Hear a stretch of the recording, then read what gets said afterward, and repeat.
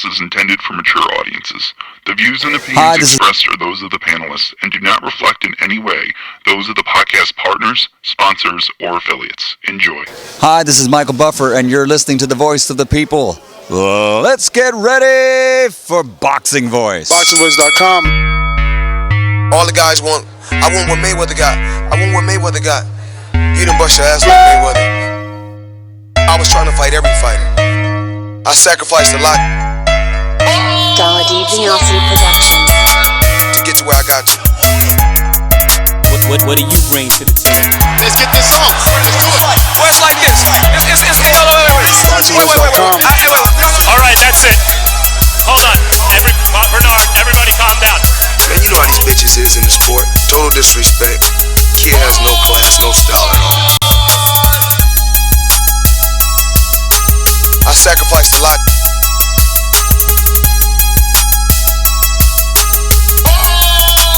BoxingVoice.com to get to where I got to.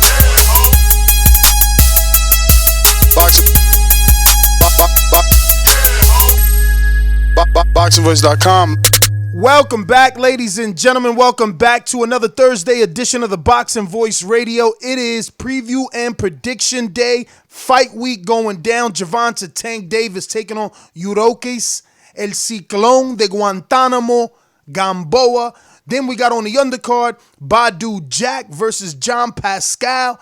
Pascal doing his best job to always talk some good shit and saying he's coming to America to take over. He's going to get a house in Atlanta after he beats Badou Jack because of his reception. We have so much to talk about. We also have, obviously, Anthony Joshua being approached by the Congo, Zaire. They want to have their own Rumble in the Jungle with Anthony Joshua.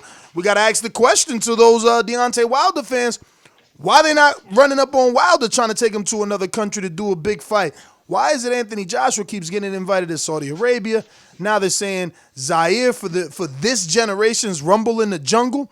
We're going to talk Floyd Mayweather and the fact that he's still the fighter of the decade or the highest paid athlete. Something about Floyd. We always got to talk Floyd. He's the face of boxing.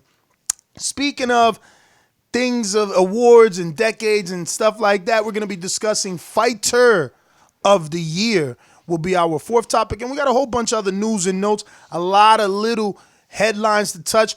Plus, we got a bunch of interviews. So help us remember at 7:30, we should have Franchon Cruz, DAZN, and then at 8:30, we should have Caleb Plant. And we're working on some other things. If you're a Patreon, you know what we may or may not have already, and you've already asked your question to those guests that we may or may not have. It's show business. You know how it is. I got a big fish on the hook, but he's having a dinner at 7:30. If he could finish, maybe we could rock out with him tonight here, since we're going to be rocking out to about 10 o'clock, 10:30, depending on how good this show goes. But look, a lot of boxing to talk about. If you're just joining the live stream, hit that thumbs up button. It helps with the visibility of the show, helps us grow. Plus, it ensures that we stay around here because sharing the show puts this in front of new boxing fans, which become new callers and characters on this show. So let me head on out to my co-hosts who are in the building for tonight's action. What's up, man? Yeah, I just want to say I saw the fight too. Stay focused, stay working my jab, use my fundamentals. As you saying, right? Boxing voice. Because if he comes to fight, then I'm going to have to look for him, man. I saw the fight too. I think you're accurate. My mic sound right? Thank you, ladies and gentlemen. I am back. I'm here for one reason only. I ain't trying to get excited because I ain't on Ethernet, and my voice takes a lot of bandwidth. But I'm here for the Yuriorkis Gamboa, versus Gervonta Davis. I was reading articles this whole week on him, and they're saying that Gervonta Davis has to get through the complicated task of Yuriorkis Gamboa. And I'm like, wow, is he really a task? Is his experience really that task? Do you put your money in a high mileage vehicle? So let me know, is he the task for Gamboa? Gamboa's 13 years older. That's all I want to know. So we in the house on fight night, not in Atlanta. So come check it out. I speak it Believe it, receive it. Speak it, believe it, receive it. Speak it, believe it, receive it. I can't say it enough. I speak it, believe it. 2 attempts, handed bands over. Sicko hit, shot and missed. 2 to stand over. Turn up. Breadwinner, huh? Look who in the building. Let me check my Instagram. I might be at 1 million. And I'm in. BoxingVoice.com. Yo, what up? Shout out to everybody out there in the TBV universe. Back with another one, and man, Lionell Elbiali out here talking that shit, boy. Talking about it's gonna be motherfucking Black Hollywood down there. Oh, I like what I'm hearing, and I like what I seen in Tank's open workout, man. A lot of people came out and supported. So let's see how big this event can be. It looks pretty good. On the card, great man, John Pascal always finds a way to run his mouth, gets under people's skin. You know what I'm saying? Talks his shit. And I like that. You know what I'm saying? Got Malik Hawkins on the card and Mia Ellis also out of the Gervonta Davis, like kind of family stable. And I'm excited to see all of them. Hopefully they put those on like YouTube or a streaming platform where we can watch it. But if they don't, I'll try to find some way, somehow to get a clip. But yeah, man, let's go ahead and hop into it, man. Big weekend of boxing. What up, man? What up? So I watched some interviews with Leonard Ellerby, and I heard what he was talking about. I also listened to the Espinoza podcast and heard what he was talking about. They're saying it's time to stop calling Tank a up and coming star, becoming star. They think he's arrived already, and they're pegging next fight as a pay-per-view. I believe he's a star. You believe he's a star? I believe Tank Davis is a star in boxing. He walks the casinos. They want to stop him for a picture. Him and Broner collaboratively are stars. They hang out together, and everyone recognizes them. People are like, oh, who's that? Who don't watch boxing. But even the casual fans know who Gervonta Davis is. Is Gervonta Davis one of or the most exciting fighter in boxing because he's only 130, 135 pounds and he's knocking people out as if he was a heavyweight? Because it's easy to give Deontay Wilder that title. But listening to Ellerby's argument, he's like, look, Wilder is great, but he's a heavyweight. You expect him to do that. That's what's special about Tank. You don't expect him to knock people out like a heavyweight. Is that adding to the fandom? I mean, and I'm going to be honest, I'm going to be the first one to say, I don't know that I see, I guess I see the fandom on social media for sure. And in Vegas, like you said, when we was in the hotel with him, he definitely had a mob of people. Ticket sales are definitely pointing in that direction. The only issue is the viewership. The viewership is not there for these conversations that Leonard is having out here. But yeah, man, do you guys, is he that dude? Because he's not a heavyweight and he's still getting those heavyweight knockouts. Listen, there were those dudes existed before him, right? I don't know what was Leonard, not Leonard Ellerby, but Leonard Sugar Ray Leonard, right? I don't know what was his weight class. He was a star. 147 to like 160. Yeah. All right, and then what about Macho Camacho? Same thing, welterweight. Star. They were stars. So there's stars in boxing. He's getting those knockouts. He's a star, man. Julio Cesar Chavez is a star. Junior. No, I'm senior rather. So Junior too. He packed the house too. Yeah, he's a star. Could he make it in Hollywood type of level stardom? I don't think so. Not right now. But he is a star. I think Trinidad, he was a star. I think Tank's trajectory right now is pointing in the direction of him being a star. He hasn't really crossed over into like doing the mainstream like Subway commercials and McDonald's commercials and things like that. But when it comes to like the I don't want to say cult like, but like the internet like following like with hip hop and the urban community, like the Shade Room be posting Tank on their fucking page like all the time and shit. So I think Tank is becoming a big influence in the pop culture like community, like far as like rappers go, ball players, athletes, they all know and they all respect what Tank does. And I think he is going to be like Leonard said, from 126 to 135. There is nobody's bigger name than Tank Davis now. I don't know. Okay. Right now. Okay, because if Teofimo goes out there and does another co-mate like performance over Vasil, it's curtains.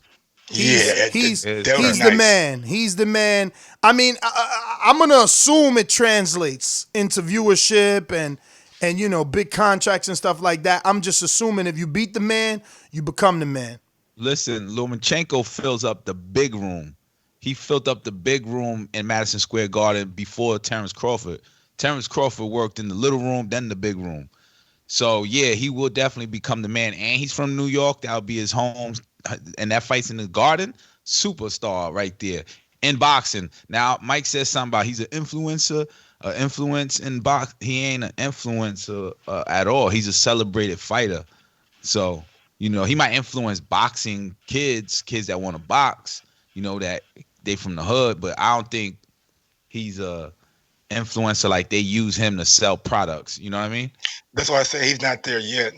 He ain't like before I said like he wasn't doing the crossover commercials with McDonald's like that. Yeah.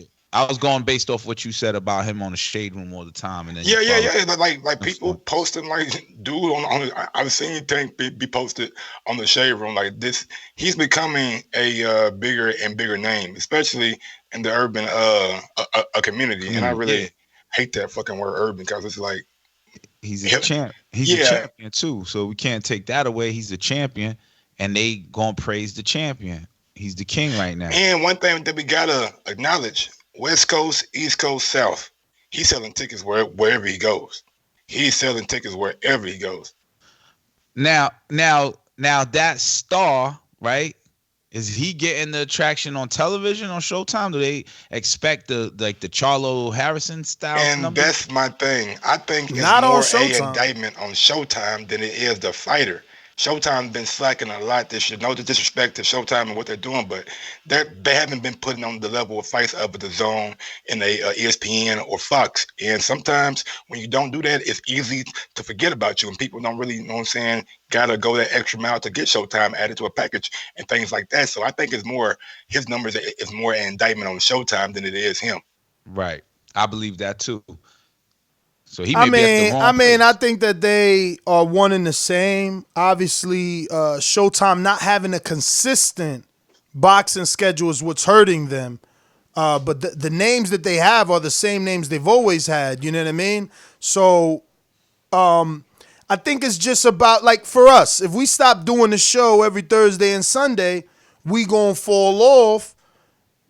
Or we going to have viewers fall off, right? And then we going to come back on a Thursday and Sunday out the blue. We ain't going to do the same numbers because everybody don't know we back.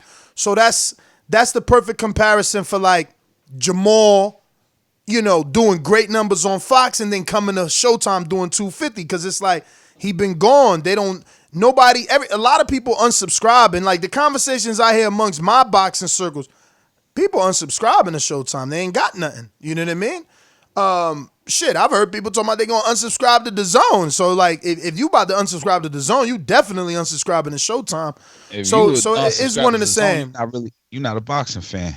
That's how I feel. Hey, preach, man. It's home right now is where it's at. DAZN, Fox, ESPN Plus. Yeah, man. All of them platforms. Yeah, all three of them doing a fantastic job. The one that's in the back of the act is definitely Showtime, and that's what we talking about. Like, I don't know, man. I had Jake Donovan on this morning, and we talked about it a little. Now, I didn't ask him, does he think that Gervonta should dump Showtime? But I'll say this before I ask you the same question. Do either of you think he should dump Showtime, try to get with Fox like Deontay Wilder did, try to get more exposure? But there's also rumors that Showtime is going to be revamping in 2020. Like, they're supposed to be getting a lot of fights, heavy in the 54 division and heavy in the welterweight division.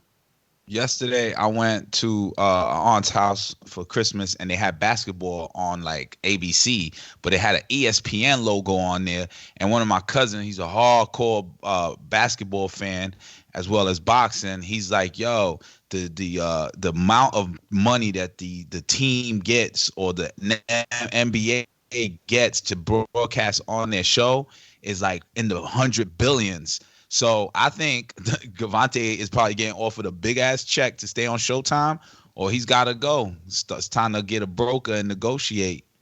I mean, I obviously, he's promoted by Mayweather Promotions, who has a great relationship with Showtime and Espinoza, and it looks like they believe in Gervonta. They do. And the numbers indicate that. The only number that seems flawed off first look, we don't know, the deeper details into, because I tried to ask Jake, like, yo, is he doing 400,000 or 500,000 because he's knocking these dudes out too quick? And, it's hard to tell if those numbers would increase if the fight were longer. I'm going to assume those numbers are there because of the named opponents. Two of the last guys have been guys that come up in division. So if he's at 130, he's plucking them out at 126. The whole reason he's moving up is because there's not anyone to fight at 130. No one at 130 worth it, and anyone that is worth it is across the street. He can't fight Burchell. Burchell is top rank. Zanfer. All those people work with Golden Boy and Top Rank, and not with, Al Heyman, so to speak, or let alone Floyd, right? Because Floyd's involved in this one. So for Tank, at 130, there's not a lot. But if you look at 135 on the PBC side of things, there's plenty of options. I mean, not to say that it'll happen, but he could easily be facing Robert Easter at 135, Rances Bartholomew at 135. Tevin Farmer. That's across the street. We've been having that issue already. I mean, they offered the man $7 million. He didn't go to the Zone. They offered Tevin $2 million. He didn't go to Showtime. So those are the fights that we're leaving behind at 130. I think that the move to 35 is more about Javier Fortuna and fighters that work with Al Heyman that we could get in the ring and make a name. Like, he could easily have 3 fights next year, with Javier Fortuna, Robert Easter, and PBC. Damn. You could stop right there, though, because you could say, all right, Fortuna got stopped by Crawford, that's really it on the fucking PBC side, even at 35. Yo, it's rough, man. It's rough for him. He gotta make deals across the street, man. Because look, now at 35, I'm sorry, Mike, go ahead. Now, if the question is, should Tank leave Showtime? I don't believe he should, because I think they're building with Tank, and I think Tank is becoming more and more of a star, and he's going to attract the people to his fights, no matter what platform. Now, I think you should wait to see what this fight does and wait to see what his next fight does. And I know they're talking pay-per-view, so let's see if it's going to be a Showtime pay-per-view or a Fox. And I doubt Showtime want to risk giving up that first pay-per-view with Tank Davis to Fox. And Tank's never fought on Fox, so you got to keep that in mind, too. Out of all the PBC, well, he's not really PBC because he's more of Mayweather Promotions, but of all those people in that stable, Tank is really like the only one who hasn't fought on both platforms. Is he advised by Al? Yes. He's PBC, right? And his fight is promoted on the PBC Instagram. The picture that we're using on the thumbnail says Premier Boxing Champions. Look, man, I think that at this stage in Gamboa's career, 38, 39, Tank in the prime, 24, 25, he should just get him out of there. I'm hoping it's in the first half. I'm not even going to, try to keep him in under 5 or anything like that. First half should be good. It took, the last big name that fought Gamboa was Crawford, that we remember. I don't know. I think Sosa got a decision or a draw or a loss. Knockout, actually. Sosa got a gift. He got a loss to the Gamboa, but he got robbed. Yeah. No. Rocky Martinez, he knocked out. Yeah, you mean Gamboa knocked out Martinez. Yeah, Gamboa knocked out him, but then Gamboa was stopped by Crawford and stopped by someone else. His losses are both KOs. And that's what I'm saying. Like, I would like to see Tank finish him. At least do 5-round finish, because Crawford did 5 years ago. Gamboa is not considered to be on the same level that he was 5 years ago. After Right. Crawford, you know, he could you could say he damaged him. He ain't been the same since. You know what I mean? What's that? Yo, I wanted 2 to minutes. say. I wanted to for say the interview. Quick. I wanted to say real quick, right? If he was to leave Showtime, Mike, you said, "Oh, the numbers won't translate immediately because Fox, we never saw him." Yes. Again, it's the boxing public that follows and the word of mouth that follows the fighter. You know, so him fighting Gamboa is an attraction show for Showtime, but I don't think it's like an asterisk win on, you know, his resume. It is Gamboa who's the marquee name here, and so is Tank Davis. Yeah, So I think the people I honestly follow. think What my point is. I honestly think Tank Davis probably gets Gamboa out in round 7, round 8, something like that. I think Gamboa is going to be up for this fight, you know what I'm saying? This kind of his last hurrah, his last big fight, you know what I'm saying? So I think he's going to give it his all, but I think Tank, after 5, 6 rounds, he'll start figuring them out in round 7 to 8. I think the sheer power of Tank and the accuracy of Tank, because we got to remember, man, Tank is a very accurate puncher with those uppercuts, And those fast. body shots. He comes forward like he is what you want to see in a boxer. You know what I'm saying? He's that boxer puncher, and he has good boxing skills, and he has power.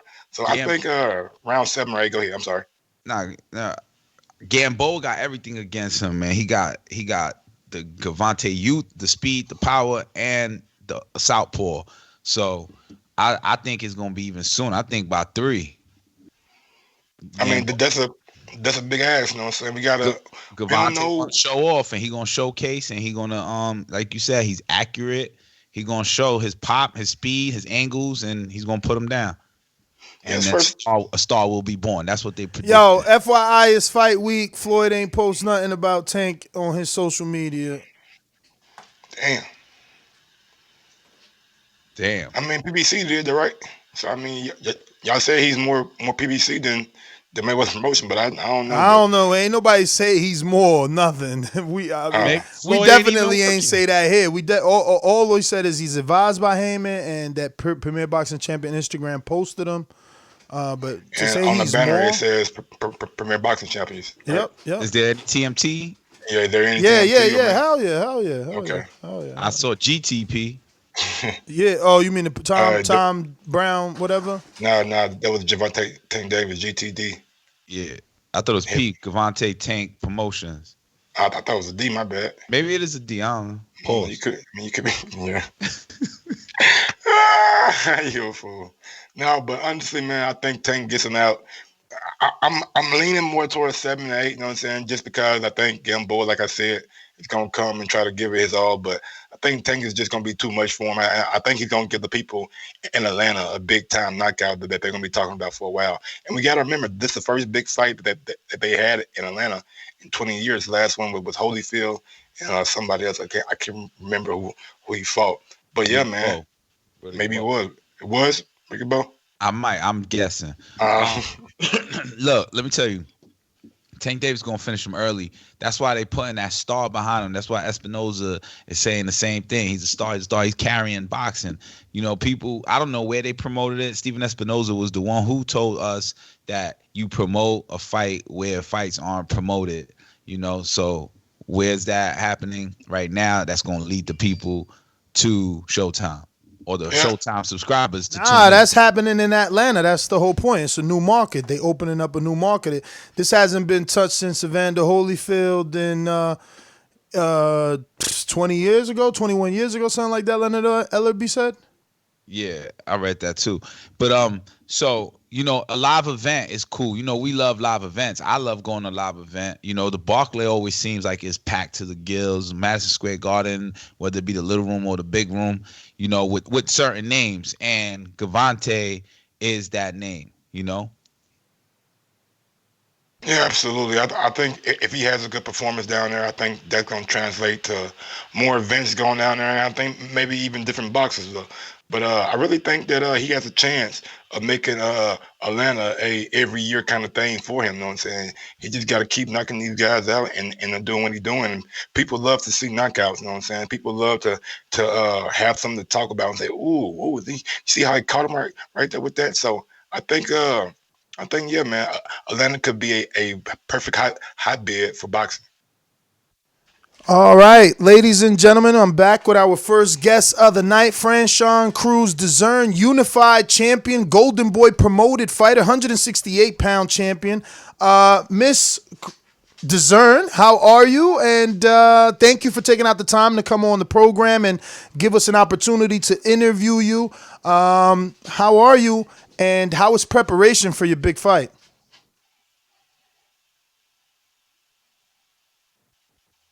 Just staying focused. I'm very, very, very excited. I'm just looking forward to, putting on a good show next month and defend my title successfully. Now go ahead, Mike. Hello. No, how you doing? Michael Gross here. Now, I was reading that you and your opponent have a little beef or something. Like you guys got into it at the WBC convention. Can you let us know what happened? Well, I'm a real chick. I don't cut to the chase. I'm a real chick, and I was expecting to see Jimenez in Mexico. Franchon, but before then, can you move around the house or wherever you're at just a little, see if we could get a better connection because you're going in and out badly. Oh, okay. Maybe it's a Bluetooth. If you're on Bluetooth, it could be that. No, I'm on a regular phone. All right. Can you hear me now? Yes, we do. Is this okay? I just don't like the way that person moves. Like, this is my life, this is my sport, and I'm a real person, I'm a real chick, and they try to make me seem as though I was gay bashing or some things before I, met this person in person down in Mexico, and I don't play that shit, bottom line. And we fight in the ring, we'll fight in the ring, but she blew some kisses at me. She wanted my attention so badly, but she was being disrespectful about it. And then we were going into the gala, and some of the WBC people like, oh, that's Jimenez. I'm like, okay, what am I supposed to do? Backflips, jump up and down, give her a hug? Nah. And they wanted me to take a picture with them. I was like, no, I don't want to take a picture. For what? I don't know you. I don't bang with you, and you disrespectful. She attacked me as a person, and I didn't like that. And me and my husband shut all of them down, her coach, her girlfriend, and all her crew. And, they ain't looked my way for the rest of the night. So it is what it is. Now I could put hands on her and get paid. So. Well, I want to play a soundbite Golden Boy released today and just get your thoughts and your interpretation or give us, what you meant from this. Ain't nobody taking shit from me. And if Alejandra, Jimenez, whatever you identify as, if you want this work, you could come get it too. I'm not here for... And I'll pause it there because before we got you on, I was talking to my co-host Michael Gross, and I'm like, bro, did you see who Franchon is fighting? I was in the convention, as you remember. I interviewed you.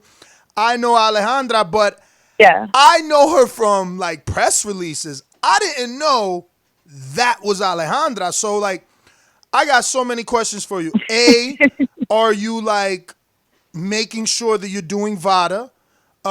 B, because you said, what you identify with. So, are you fearful because she looks so much like a dude? And I'm not trying to be disrespectful. This was off-air conversation.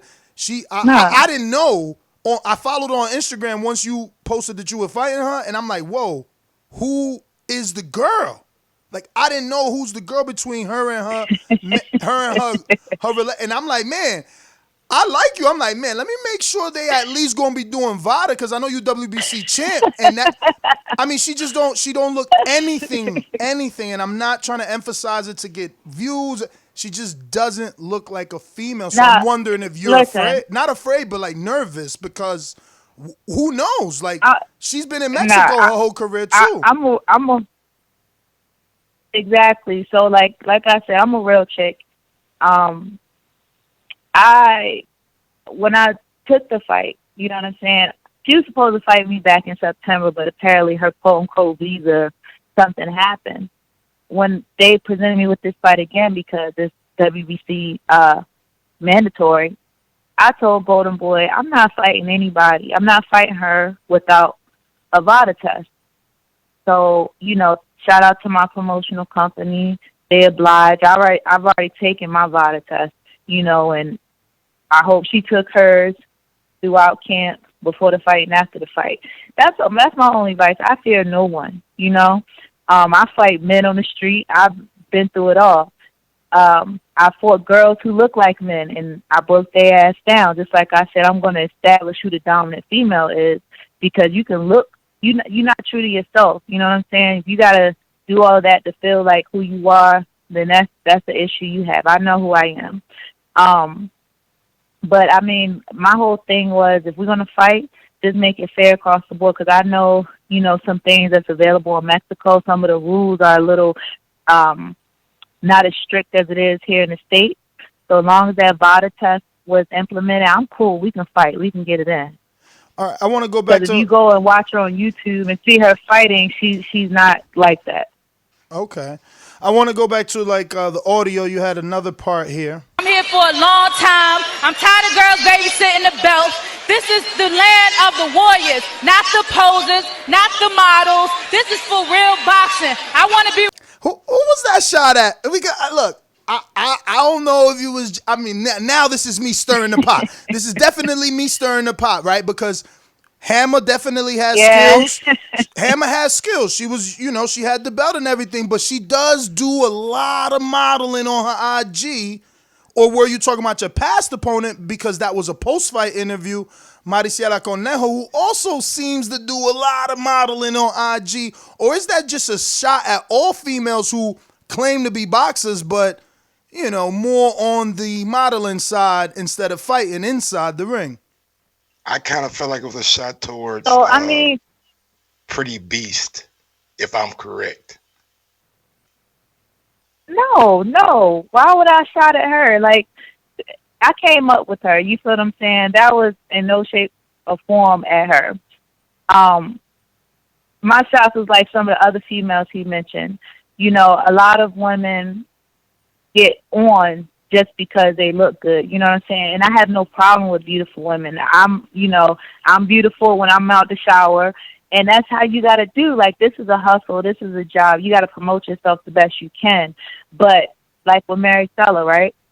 She had 3 opportunities at a world title. She didn't have to fight anybody. But you take me straight out the gate, I got to rematch a personality with their ass. I got to fight this chick that looks like a dude. Where were these girls at? You know, why didn't any of these girls before me fight any of these other girls? You know what I'm saying? And it's just bad for the sport of boxing, especially if we're trying to build it for skill and hard work. You don't want to look like a model, then you get in there and you can't even hold your own, you know? So it's definitely not a shot at Pretty Beast. It's not a shot at women who are just beautiful. You know, put the work in too. That's all I have to say. And the people that's babysitting the belt, like, I'm here to fight, you know, and I'm not planning to be here 20 years from now. Let's just fucking fight. You see who I went pro with out the gate. Like, let's fight. Let's make boxing great again.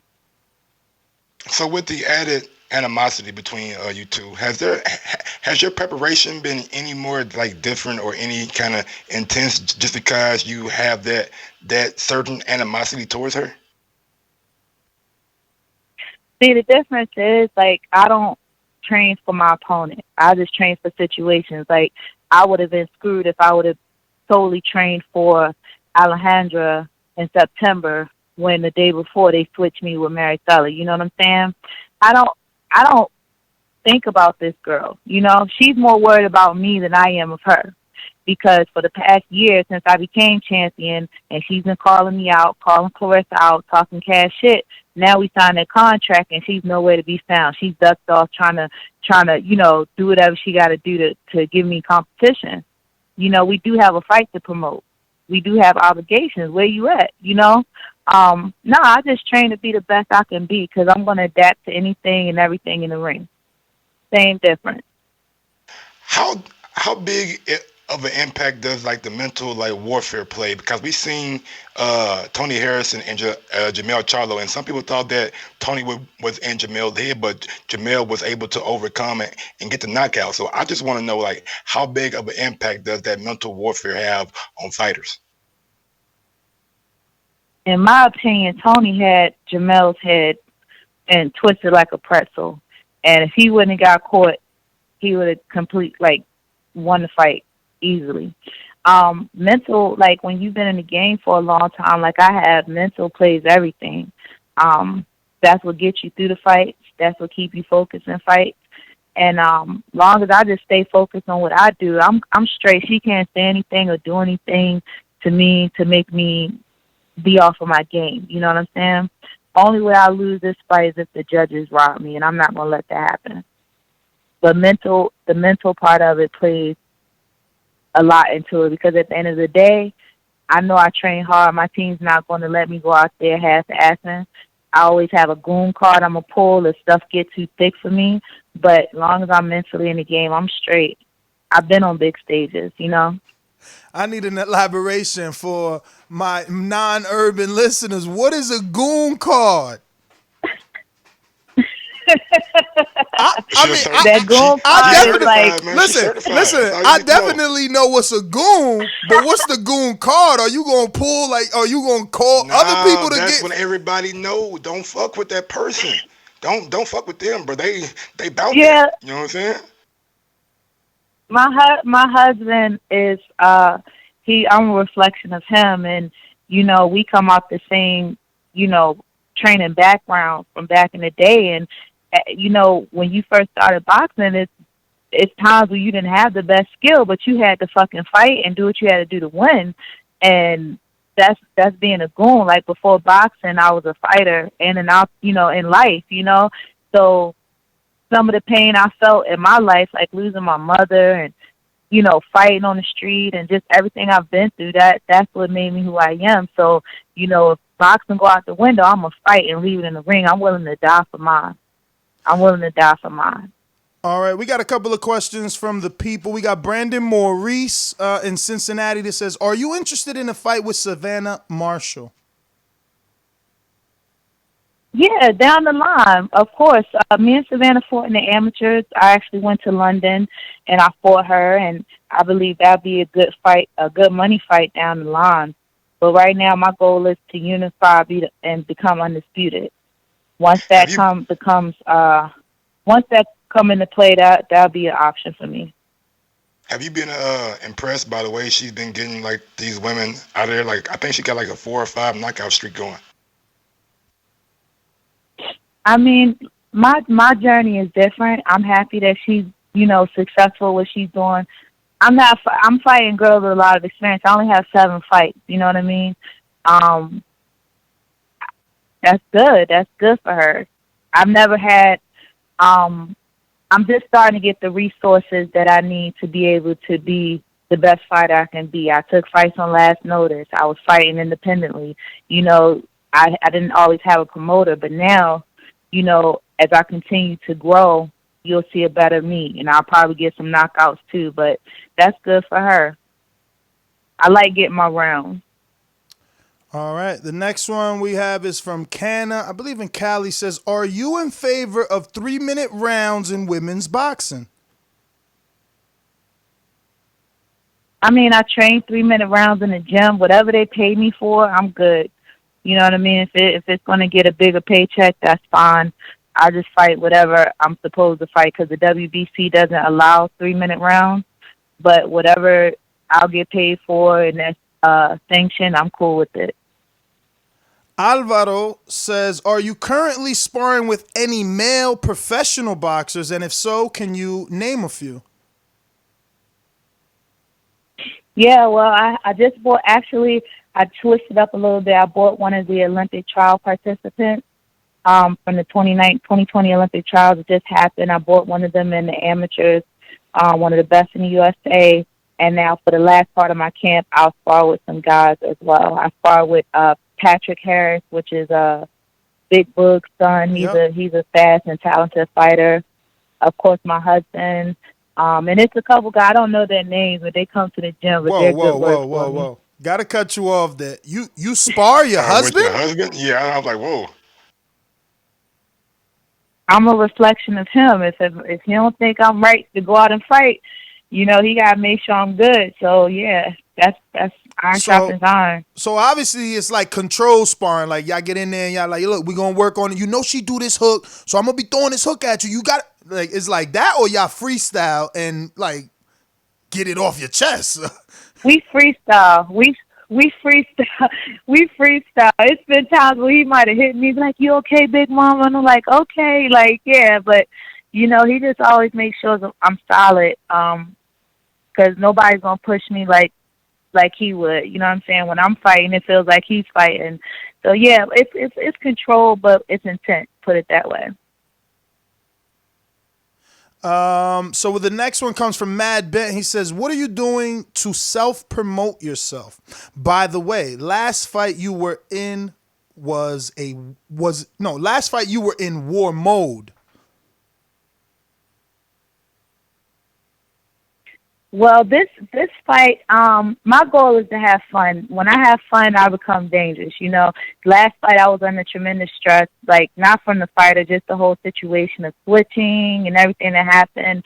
But this fight, it's gonna be amazing. Like I'm to promote myself, I have something very special planned for the fans. Of course, I do media, but I just want to get the job done. But I do have something special, so everybody has to tune in January 11th. All right. Next one is from Tracy. She says, I have not always followed women's boxing until women like you and Clarissa Shields brought your own styles and personalities into it. Do you feel as though women's boxing was lackluster because of the former boxers or because personalities weren't as exciting? Well, I will never shoot our foremothers down because they had to walk so we could run. I feel like the talent level, after the Olympics, the talent level is more, is deeper because back then you might have one very talented female boxer and everybody else sucks. But now you have a variety of women who are very talented and skilled. They also are learning the power of marketing and just, bringing their strength to the forefront. Everybody doesn't have to be a talker or an entertainer like, say, myself or Clarissa, but take Katie Taylor. Her work speaks for itself. She rarely even talks, but people know who she is, And now we have big promoters that are willing to get behind the women and little promoters too. So people are seeing the value in women's boxing. So as a collective effort, I think it's pushing women's boxing to the forefront. What do you make of Clarissa Shields and Amanda Nunes maybe possibly getting on in 2020?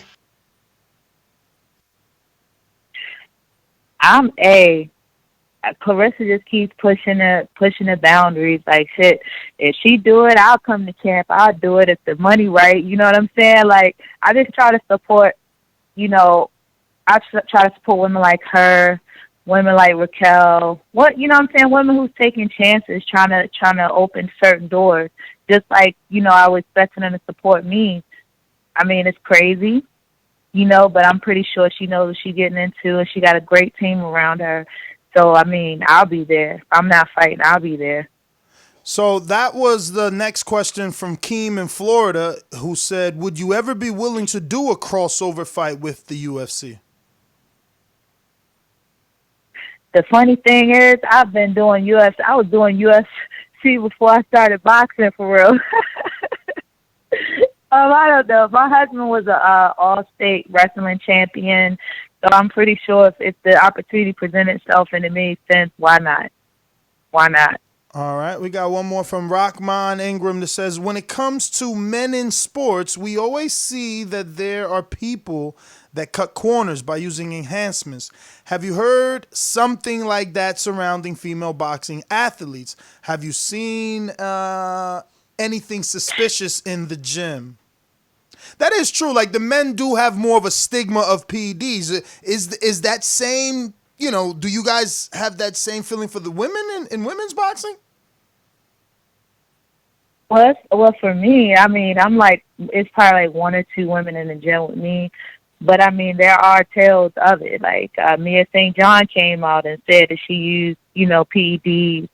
And pick my opponent, she looks like it. I can't say for sure, but just, I don't know. I just, I'm pretty sure it's rampant, but I don't know. Next question. No, that is actually the last question from the public. What I do want to ask is, you mentioned Pretty Beast, and I know she just won a title on the UFC Fight Pass, and I want to say it was a WBA 168-pound title. Now, the difference, I don't know the difference in we could go to the rankings and see the difference on the WBA men's, regular version, gold version, because, they have so many versions. But I don't know which one she has, because I also believe she's 160 pounds. Oh, 60. Okay. Sorry then. All right, so 68 Napoleon is Napoleon. Has the whole title. Yeah, she has the whole title, and she's looking to unify the day before my fight. So whoever wins her fight and, I win my fight, that's, an opportunity to become undisputed. Maybe that's a fight that could be made later on in the year for the undisputed. Now, is it as much politics with the women as it is with the men? Like, you say, oh, maybe next year be undisputed. Could we really look forward to that? Or is that something where, like, next year might come and it doesn't happen because, she doesn't want to fight? Or no, I they're said saying this you don't year. This year. Well, this year you mean 2020? Yeah. Okay. Yeah. See, I'm already in the future. Y'all still in the past. But, yeah. For me, I'm very happy that I have a little knowledge of what goes on in my business and, fairly good relationships with other promoters. I've spoken with Lou many a times, and that's a fight that we want to make.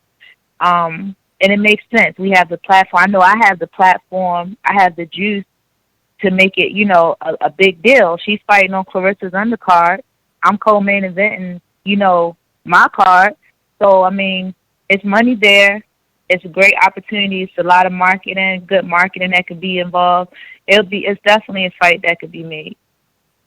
I guess my last one is, are you as happy with Golden Boy as I feel like I want to say I'm happy for you? Because I see it feels like I don't know if it's yourself or your husband, but I feel like you're always doing some sort of media. You're always on TV. You're always doing an interview, or, you have something going on.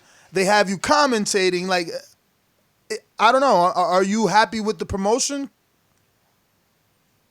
Well, this is one of the reasons Golden Boy signed me, because I am self-sufficient. I am a hustler. I am a go-getter. And I'm grateful for them supporting me as far, like you said, having me commentate. My goal is just to be the best fighter that I can be. Their goal is to promote me. And I'm very happy with them so far. Bernard, Oscar, Eric, Roberto, everybody's been really dope to me. And they support what I want to do. Because sometimes you could sign a fighter and don't know what to do with them. But having a conversation with them, I already kind of had an idea of what I wanted to do. And with their expertise and what, my goals are, we're kind of meeting in the middle. But I can't complain. I mean, 3 fights in less than 6 months, 2 titles. I can't complain. I'm very, very happy. I'm co-main eventing. My pay is decent. I can't complain. Well, Mr. Zern, I just want to thank you, obviously, for coming on the show and giving us an opportunity to interview you before your big fight. We know you're on the undercard of Jaime Munguia versus Spike O'Sullivan, and you're going to have your own fantastic fight where you're going to be defending your WBO and WBC. We wish you the best, but like Canelo says, luck is for the mediocre. Facts. I'm just looking to put on a great show and just entertain. That's my job. You want to give out any social media if anybody crazy enough not to be following you can do so? Yeah, guys, check me out. Twitter, Instagram, at the HH Diva. You can go to Golden Boy's page. They just did a post. And on Facebook, it's for Sean Cruz Earn. And I'm here.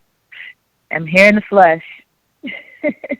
All right, Mr. Zern, thank you so much, and send our love and respect to your husband.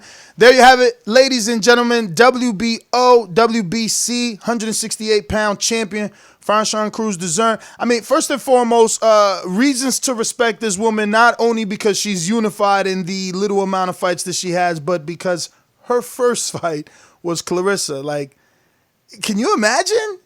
Two Olympians having a freaking debut against each other, that is in itself crazy and damn right respectful. Now, if you're watching us on YouTube, this is her opponent. Yes, this is her opponent. And this is why I said, like, yo, you know, when you in Mexico, I'm just hoping Vada's going out there. Vada, because, you know, again, we got to respect her. She got in the ring in her first fight. Both of them is Olympians, you know, and her first fight was Clarissa. Like, she's you know, doing the unthinkable. So, you know, she needs to be safe, man. She needs to be safe because this doesn't look natural. I hope that doesn't sound offensive. You know what I mean? But, like, I would be afraid, bruh, for my sister. You know what I mean? Like, this, I'm tuning in. They should have been selling this, though, Mike. Are you there? I'm sorry. I don't even know, because I'm screen sharing. Nah. I'm here. I'm They need to be selling this, bruh, because there is a sense of fear that could be sold. Like, bro, are you looking at the screen? Yeah, I'm looking at it, man. And that's what I'm saying. Like, how don't you sell this? Look. You see, I'm just saying, bruh. Like, and she like a when I seen that shit, I said, hold up. She tagged her, and I went to the picture, and I went through the Instagram. I'm like, bruh, I immediately start reaching out for an interview because this gotta be a fight. This gotta be like one of them fights right here, bro. Like, they should have been doing testing. I'm keeping it real. Fuck that. I know it's not fair to assume, but based off physique, man, I would have wanted testing from like 6 months ago or a year ago, bro. Look, I see those pictures all the time. I think that's not those all the time. You got to see that fighter. That we talking about. I was wondering when I was listening to the interview and when you was like, yo, whatever, when she was like, oh, whatever you acknowledge yourself as, man, them, him, or her, bison you, whatever. I see women like that, not all the time, but I've seen them, and the way they get their physique like that is through testosterone. You know, they take pills, they get chubby, you know, some of them work out.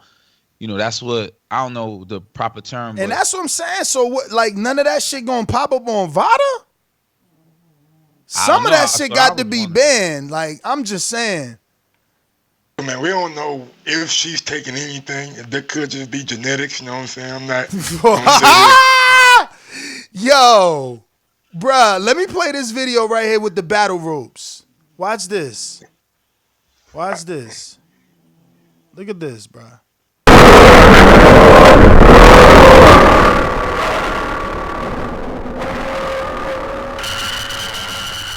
Yo, they got it on slow-mo, sorry. Let me turn it off. But you see what I'm showing you, bruh. This, yo, listen, they got me. They got me. I'm tuned in. I might live fight chat this motherfucker. Because you see her last fight. No. Dezern is here to she ain't here to box. I mean, don't get me wrong, she could box, but she's trying to get you out. You know what I'm saying? That's why the last dude said, yo, her arms look huge, man. I know, right? I'm telling you, bruh. What weight class is that? Bruh, we should have been heavyweight. We should have been selling this. Luckily, this is still good promotion. They still got 3 weeks. January 11th. Like January 11th. We can still build this motherfucker up, but they need to be doing some press conferences right here. Yeah. Super chat coming in from Trent Jones. Ness, nigga. I'm Tracy Sam. I'm a dude. Bruh, his name on Patreon say Tracy the Reinventor, and I've been calling Tracy a girl forever. I know, me too. I don't know why people got 7 different screen names. My shit Nest GTO across the board. Yeah. Rod in 870 says Tank is not a star yet. Floyd has to push him more. Floyd he a star because Floyd ain't never pushed him and he got here on his own. But I want to say shout out to everybody that listens to the show, bruh. Me and CYP talked about chess, and I got so many requests. This fucking Russian kicked my ass. But I knew that was gonna happen though, Mike, because if you play chess, you know your score. So like I said on here, I'm you know, on a good day, I could be like an 11 something. You know, on average, I'm in my 10s. My man was an 1890. His name Benjamin. I said, fuck it, let's do it. Yo, he spanked me 3 in a row. I ain't want to quit. But it was like, he ain't even let me win one to fish me on, right? So then Rick from the ATL gonna jump on. He was on my level, Mike. So I pounced on him. I got all my get back on Rick for what that Russian Benjamin did to me. But nah, shout out to the show. I got so many requests, man. I'm gonna play all of y'all too, man. My girl was mad as hell. Yesterday, all Christmas, I was playing people. I ain't care. It was cool. Man, you can never fuck with them Russians, man. I'm trying to tell you. Bruh, 1890. I ain't never been at an 18. I mean, I never even got the 15. So 1890, he ain't no joke. I think it's safe to say that we all got Tank. Hell yeah. I got Tank by 3. Yeah, 4, man. I mean, I got Tank inside of 6. I hope inside of 6. So our next guest is Caleb Plant at 8:30. So about 26 minutes. If you haven't asked Caleb a question, head on over to patreon.com/ThaBoxingVoice and drop your question in the post. Ask Caleb Plant a question. John Pascal and Badou Jack. What's up? How y'all see that going? Damn, bro. You know it's crazy because Badou, Pascal kind of like turned the hands back of time. Like, I didn't think he was going to beat Brown. Then he put it on Brown. And he feeling himself right now. He feeling himself. And Jack is also... Which Brown? Huh? Which Brown? Marcus Brown. Marcus Brown. Oh. And Jack has also been like, he's 36 on the way. You know what I mean? Like, yeah, and Jack coming off that big ass head clash, so we ain't never seen him back in the ring after that. So, and that was versus Marcus Brown. You know what I'm saying? So it was like, But to be honest, the Marcus Brown fight with Pascal, Marcus Brown was winning the rounds, except for the rounds he got knocked down. You know what I'm saying? But then came a headbutt. So. Yeah, but that's the thing. That means that there's a flaw if you keep getting caught. Because remember, it was the same shot he kept getting caught with. Yeah, twice. Yeah, he caught his ass twice, same shot. Timed his ass up with that left hook, man. I think, look, man. I think Badou Jack is the person that's supposed to win this fight. But I think Pascal is just like, he beat Abawali, you know what I'm saying, up in Canada. Somebody that was supposed to be like his last fight, his farewell fight. He won that motherfucker. Then he lost to Dimitri Bivol. Came back and won, then he beat Marcus Brown. So he got a little 2-fight streak going. We ain't seen Badou Jack in the ring since when? When was that Marcus Brown fight? I think that was early this year. It was early this year. It was like motherfucker like February because Marcus Brown fought him and Pascal this year. So I think Pascal got a chance. But safe bets. Fuck it, hell, man. I don't know. I'm going Pascal. Fuck it, man. Old man live on. Fuck it. Let's go. Go Badou Jack. Yeah, Badou more refined, man. He don't get hit as much as Marcus. Slow starter. Yeah, but I think that John is like a spurt. You know what I mean? He's a spurt fighter, so he's like explosive, like and then he goes away. And Badou gonna do some body work. I'm gonna go Jack. I'm gonna go Jack, man. Jack. Poor Jack froze in that water. You got Jack? I got Jack, man. I don't know if he going to the cards. I'm just scared for that scar on his forehead, if that's going to open back up. like Mike said, he ain't been in the ring in a while. That should have healed. Yeah, but that's going to be a punching target. Yeah, it's gonna be a target, but we'll see how it. I mean, is Pascal this technical jabber though? You know what I'm saying? Nah. Pascal's like a cocky ass Roy Jones, watered down version too. Kool-Aid version of Roy Jones. Nah, we ain't gonna say all that. We just gonna say he the Canadian version. Yeah. This dude in Canada, boy, I swear. Jose Uzcategui versus Lionell Thompson. They was talking shit. Hella shit. I watched that press conference. Was like, nigga, I'm the best in this motherfucker. What y'all thinking? Bruh, but what is Lionell talking? Did you see Badou Jack laugh at him? His own stablemate laugh. He was like, yo, Floyd Mayweather said, I got the best. Badou turned to him like, what the hell you talking about, bruh? yo, if you ain't catch that press conference, that shit was entertaining. If it wasn't entertaining, that moment made the whole press conference. Badou looked at him like, bruh, stop it right now. Like, what did you do? Don't say that shit no more on TV. But nah, what he said? Yo, even did you see the face-off though? I looked at the face-off. I said, "God damn, Lionel Little, Lionel Little did a motherfucking Jose." And he was like, "Yo, nah. He's a lifetime 75-pounder. He's only been knocked out by Kovalev. He fought plenty of people. Hey, yeah, he fought plenty of people. Uzcategui gonna have to show that his powers for real. Yeah. You know, because Darrell always been chinny. Let's just keep it real. And Uzcategui made his name off Darrell. We got to see, is he real? Is Lionel like a technical, like kind of boxer kind of type? Technical? I mean, yeah, man, he pretty sound, man. He pretty sound. Okay. Like, he just ain't no big name. He like an Ishe, right? Where it's like people wrote you off, but Floyd believed in you, and you just working, you waiting for your shot. You know, and like Ellis said, every now and then you'll get your shot and you might get another. And this is his other right here, and another. You know, he just got to do it. Jose, man. I mean, Jose got beat by somebody else other than Plant, though, right? Who beat him before? I think maybe Corabal or he beat Corabal, one or the other. But those at 68 though. Yeah, well, before you move on, Lionel, like I said, is moving down. He's moving down. Yeah, I'm going Jose too, but Lionel is moving down in this fight, you know. So we'll see, man. We'll see. You know, this is his opportunity.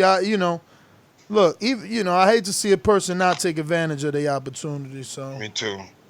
We got Angelo Leo versus Cesar Juarez in the 12-round IBO/WBO junior featherweight eliminator, so I guess it's both fucking eliminators. I don't know who none of those guys are. Yeah. But I know you know this next name.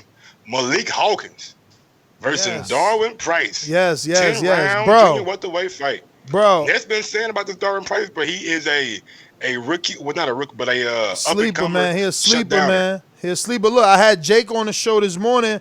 Same thing. He excited about this fight. Yeah, I'm gonna go with Malik because he's the house fighter. This is a Gervonta Davis special. This is a Gervonta Davis fighter. Is it too soon to be in the ring with a dude like? Because the way y'all talk about it could I ain't never be seen Darwin Price fight, but the way y'all talk about Darwin Price is like he's pretty solid. I mean, this is like Malik, what like 8-9 fight? No, hell no. This gonna be his 16th. Oh, okay, 16. Well, shit, yeah, he good. Then. Yeah, 16. Yeah, this Iceman, right? Malik Hawkins. Yeah.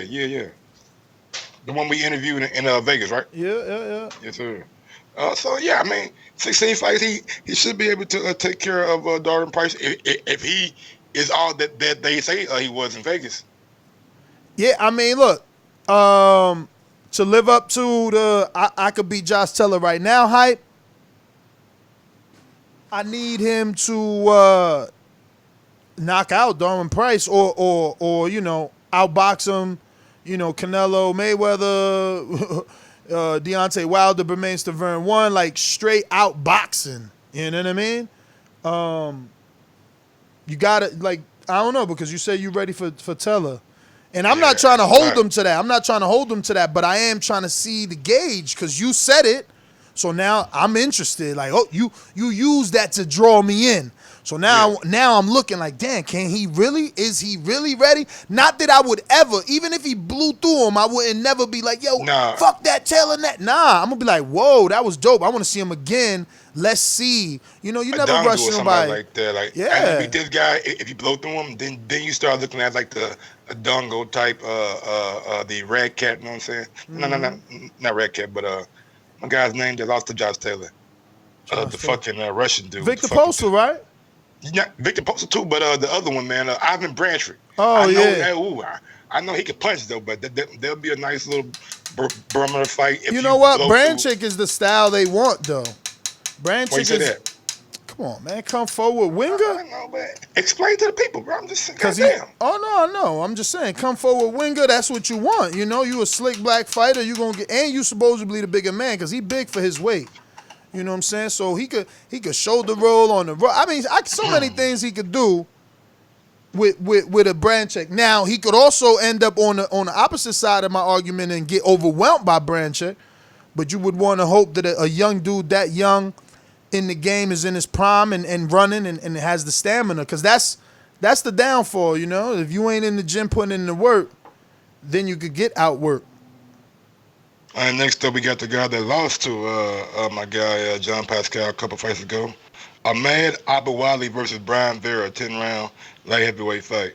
I think Elbiali said. Elbiali. I'm sorry. No. Go ahead. I'll just go say Vera's so old, man. He's so. What I'm saying. Like, he should beat this guy. Bruh, if he don't, he better look good doing it, man. I'm gonna Google Vera though. Like, has he even gotten some fights? Like, what's been up with him, man? I think he had a fight earlier this year, which he lost. I hope they ain't trying to kill this motherfucker. Cause Elbiali a big puncher, but look how things work out. First dude to give Elbiali his first loss was John Pascal. Absolutely. Pascal had to come to America. We was talking about how big of a draw he was, but he had to come to America for that fight because it was it. He was on the down of his career. Then boop.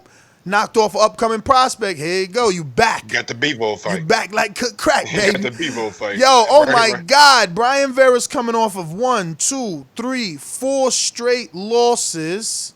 By KO? The first one was a TKO, and all three are decision. The other three are decision. And he had one fight in 2019 in February. So he's gonna be he's been 10 months out the ring. 10 months out the ring. Dust him on off. And let me see what Ahmed Elbiali is looking like in terms of ring rust and stuff like that. He a big dude too, though. Like big dude, big guy. Big dude. I'm surprised he fucking lost to Pascal too. Yeah, no, he racked up 3 wins since the Pascal fight. Biggest name on the comeback has been Alan Green. Biggest weight Green was at Alan Green. Was 160. That's the one that was coming colon out of cancer. retirement. Yeah. Now, like out for like a year and a half or like longer maybe. Yeah. He fought Andre Ward. He had like colon cancer or something. Oh, I'm sorry to hear that. Next up, we got Ladarius Miller back in action versus Miguel Zamudio. I don't know who the fuck Zamudio is. Who's back in action? Ladarius Miller. Oh, TMT fighter. Okay. Yeah. What is he like? Lightweight, right? 130 or something like that? 130. I believe 135. I believe he's 135. Bruh, he been with Mayweather for so long. Let me look this dude up, because I know he winning. Why he ain't get no shots yet? I think matter of fact, he fought Herring, right? He lost to Herring? Yeah. No, he beat Herring. What the? He beat Herring and still ain't get a shot? What's going on? Yeah, like, he's just one of those fighters that don't get a lot of fights. You know what I mean? Like, he be out every, I believe he fought earlier this year, but he beat and he beat Jezreel Corrales. That's crazy, bro. What is that? I mean, look, he only got 20 fights, but damn. So I've been knowing him for a while. That's crazy. He been secretly stacking his resume, dog. He already got the scalps of Dennis Galaza. Dennis Galaza is an up-and-coming prospect. I mean, I don't know if he's up-and-coming at this point anymore, but he's known to the boxing audience because he's a stablemate of Erickson Lubin when Erickson Lubin was training with his former trainer, who he's still kind of with, right? So, all right. He also beat Dalius Prescott. That's a good name. Who else? Yo, fucking Jamal Herring, he beat too. Wow, bruh. Who else? Who else you got up on here? That's it. Yeah, he really got them couple names. Like I think, like you said, Herring and Corrales. So, I mean, he's back in a fight, but which he should win, 10-round fight versus Miguel Zamudio. Don't know who that guy is. But Ladarius don't like his performances. Don't leave you asking for more. You know what I'm saying? Yeah, They kind of. I'm just saying, how don't you get into like some sort of eliminator with the names he beat? I mean, with the Herring name alone. Like something's up. Nigga, that was like 2 years ago though. Exactly. Something's up. Herring was always high in the rankings. Remember when Herring lost, he lost on PBC to Shakakov. That was like damn near eliminator, maybe, or on the level of one. Because Shakakov was coming off of the loss to Robert Easter, right? Yeah. But anyway. What we got Kareem next? Martin versus Petros Ananyan. Never we got heard of Malik him. Warren versus Trayvon Butts. And we got DeMichael Malik Harris. Warren, hold on. Malik Warren is he is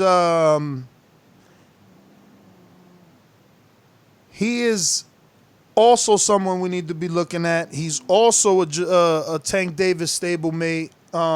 He is just started his career. I think he's 2-0. He's trained by Calvin Ford as well. So, he was at the podcast road with us. Yes. This is him. Malik Warren. I think his name is, I don't know. Maybe his name is Iceman. The other one is Hawk. Something, I don't know. All right. So that's that, right? Mike, are we good? Yeah, we got DeMichael Harris versus Amonie Sanders, 4-round junior lightweights.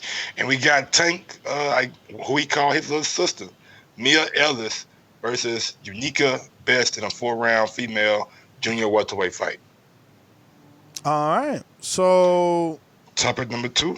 AJ, and we got like 11 minutes to kill a plant. But AJ and his team was approached, according to his manager, Eddie Hearn was approached by, it's no longer called Zaire, it's like the Congo or something now, but the same place that Rumble and the Jungle was located. Those guys had been asked to come over there and may possibly do a fight.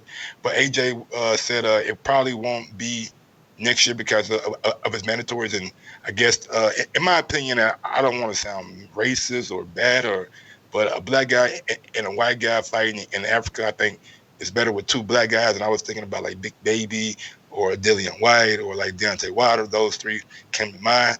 But, you know what I'm saying? They were approaching. I guess they're going to be molding it over. Yo, who's his mandatory? He got Pulev, I think, going to be the first one that they do. And then he got Usyk. Oh, man. He said, they won't do good in Africa. Yeah, that's what I'm saying. You know what I'm saying? Sound like pay-per-view worthy in Africa. Like who would you think would be besides the obvious Deontay Wilder? Like we know that's the fight that we all want if they gonna have one. But outside of him, who y'all think? So wait. Tyson Fury. So you saying you can't have a fight with someone other than the black dude in Africa? Nah. I think name worthy, and Tyson Fury is name worthy in Africa. Okay, that's me. I like Mike's idea with the Big Baby in Africa. Yeah, I mean, Big Baby's that's big. that bad blood too. Like that fight's still there. They need to snatch that up. I wonder what happened with all those Big Baby rumors. They just died down. All them top ranked rumors. He really waiting for that DAZN deal. They probably keep it on the hush. You know what I'm saying? Like that. Nah, think about it. Look, man, if you don't want backlash right there coming out, like top rank sign the PED, like that one, all that right now. They probably just stick his ass on. Like motherfucker next. Go ahead. I'm sorry. Big Baby got to make his own lane for right now without any fight like Joshua, because at the end of the day, that's DAZN or Eddie Hearn or whoever pays the purse, employing somebody that ruined a potential fight. So, that do you want that? That's bad. He got a stigma on him.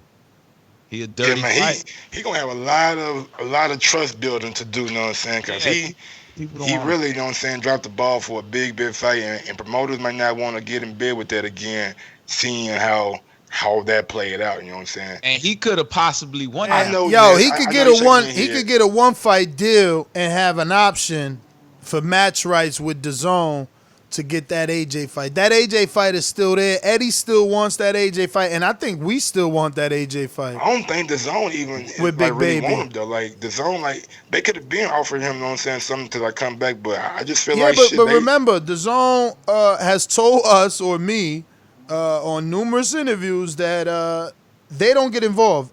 They hired Eddie because they believe Eddie is capable. So if Eddie wants Big Baby, they gonna be with it. They don't get involved, but in the same breath, they said they gave Big Baby a little extra to make him happy though. And in the same breath, they said they have a seat. Let me finish. Like you feel like, nigga, I done gave you a little extra to make you happy, and you still piss in my face. Like you think I'm gonna give you another chance? Get the fuck out of here. And they also said they have a seat at the table. So I'm just saying, I think that storyline wise, that fight is still there, and it would make more sense for Eddie to do that in-house on a one-fight deal with Match Right rather than co-promoted with Bob Arum if Bob Arum signs him. That's a fight they can sell. They can sell it. Like you said, they could take it to Zaire. They could go back to Saudi Arabia with that. They could come back to America with that. So many ways they can go with Big Baby. You go to the Garden. Yeah, I don't like the idea that Eddie Hearns was like when Big Baby ruined the fight and we had to fight Andy Ruiz. I remember the interview with you where he was like, "Yo, I lost that number. He's guilty. He did it. We ain't doing no business with him." I think that giving him a pay is a reward for the bad thing he done, and but he also he's sour about that. But he's also in other interviews, saying how people, if they did their time, they did their time, man. So like, a year removed from that, I'm telling you, man, there's business in that fight, man. There's business in that fight. It is business first, and there is a backstory, and there's bad blood, and Big Baby is big like Ruiz. Ruiz could have been the Big Baby could have been the winner that night, and it was Ruiz. So. Number 3 on the docket, we got Forbes come out with their highest paid athletes of the decade, and guess who's at the top of it? No other than motherfucking Floyd Money Mayweather, man.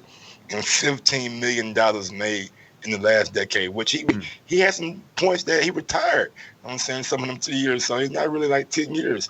Second is Cristiano Ronaldo. 3, Lionel Messi. 4, LeBron James. 5, Roger Federer. 6 was surprised the shit out of me. Tiger Woods. He ain't won he won like one major in the last 10 years. Like how the fuck he makes $615 million. His name. Phil Mickelson 2. Surprised the shit out of me. But also at number 8, we got Manny Pacquiao. $435 million. So good decade for Manny Pacquiao. Kevin Durant and Lewis Hamilton rounds it out. But Floyd Mayweather, man. Damn, so Floyd about to be the first $1 billion boxer? If he come back for another fight, it's he is coming back. Leonard Ellerby interview with fight scene. Seconds out. Radio Raheem. Yeah. But he kept on saying. Yeah, he was coy as fuck. Why, he's still. That dude. This is what I'm saying about like, why would you want to be promoted by a dude that don't want to tell nothing about your fight? He don't want to give you nothing about Tank, nothing about nobody. This shit was crazy, bro. But he definitely said that Floyd is coming back. But Oh, that's breaking news. I haven't heard that one. And we all got to take in consideration, like Floyd ain't got no endorsements. He ain't got these big time people, know what I'm saying, backing him, like doing all these commercials. Like this is like self-made money, bro. Stop right there. He got Hugo. Stop it. But Hugo is a very expensive watch. I know, but it's not like they run Hugo before all y'all even knew what Hugo was. But it's not like they're running commercials with Floyd in them like 24/7, like a LeBron and a Sprite commercial. I mean, I've seen a fucking LeBron Sprite Christmas commercial every fucking day. That's the Yeah. NBA. Is there residual off the commercial every time it get played or not, Mike? Because I only ask that because then does it matter? Like, if you getting paid, maybe you know how Floyd likes to boast, like, yo, I got paid X amount of dollars for X amount of minutes. So if you looking at it like, yo, on fight night he wears the Hublot and he's still making what LeBron making for 10 commercials a year, who cares? Well, LeBron's probably make a big fat check and maybe royalties and all that kind of stuff. You know what I'm saying? I would just off of Sprite deals. I was just applauding the fact that he didn't have to do that. Like, he got that money, most of that money. I know he got Hublot, but in the fucking ring, like, generating sales. Like, the past 2 fights with Pacquiao and McGregor made $500 million. Like, nigga, that's respect, bro. Like, you ain't yeah, of course. For real. That's what I'm trying to say. All his money came from boxing, you know, all of it. I'm surprised that Canelo ain't on there. Me too. But I guess his contract is not like officially up. They ain't made that whole 365 yet. Yeah, I mean it's the last decade too, right? So yes, 2000. He ain't make them big numbers till this year. You know, because look at where number 8 is Pacquiao, and he's at 400 and something. Pacquiao come in and gets how much he got paid to fight Spence? Spence, he ain't fight Spence. I mean, bro. I'm sorry, not Spence. Thurman. I don't even remember, man, but I think like $2 million on paper, right? That's it. Yeah, but I think he ended up getting like 20-something million. Bro, you know they do that on paper shit over there, man. They ain't playing. They ain't playing. Listen, because look, people laugh, right? Because they think it's like some sort of tax evasion shit. I mean, it is in a sense, but it ain't. It's just smart business. Like, you know what I mean? You get more, because you got an LLC, you get more penalties. I got an S Corp, not an LLC. Oh, wow. Well, there you go. Well, as a business, bro, you get to lose more, or write more off versus an independent contractor. So it's like, yo, cut me the small check to the Nest and then get the big check to the LLC. You know what I'm saying? Quickly, and it works out better for everyone. And like that, also, you keep these nosy dudes out your business. Why everybody want to know what everybody getting paid for? Ain't that what CYP said this morning? What was that? What was that report? Forbes? So look, Forbes just put the business all out there. That's what I said this morning. Numbers matter. We can't sit here talking about numbers. No. Numbers matter. We had Espinoza talking about, yo, Tank is a star. We got to stop saying he's not a star. Stop saying he's an upcoming star. Stop saying he's going to be. He's a star. He's a star. Look at the numbers. Numbers don't lie. Motherfucking Mayweather said that too. I forgot I had my new little sound. Where my new little Mayweather at? Damn. I had a new little Mayweather I was supposed to play for y'all. Just a little Yo, quick that's one. crazy. So that? Mayweather ain't say nothing about Tank. Mayweather probably Not on yet. break, man. He rich, man. Not yet. It's holiday. Oh yeah, the time. No, he ain't calling yet. on the He dot. ain't calling yet. All right.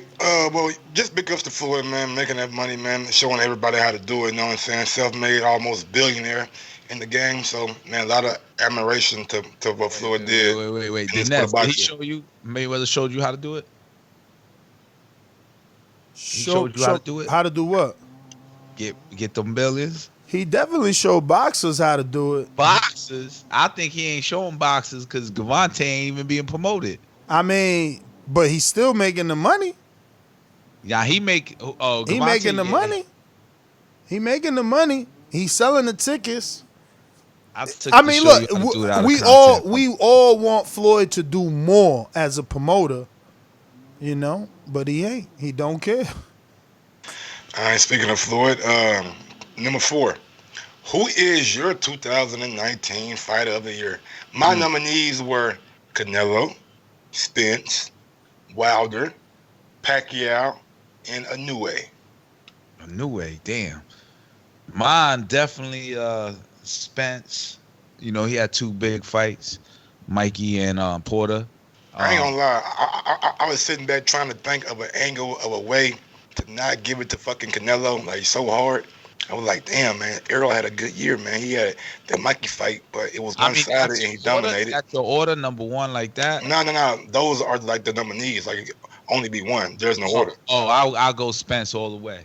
And then he had the tough fight with Porter, which I thought Porter, up until that knockdown, was doing very, very well, and that fight was in the balance. You know what I'm saying?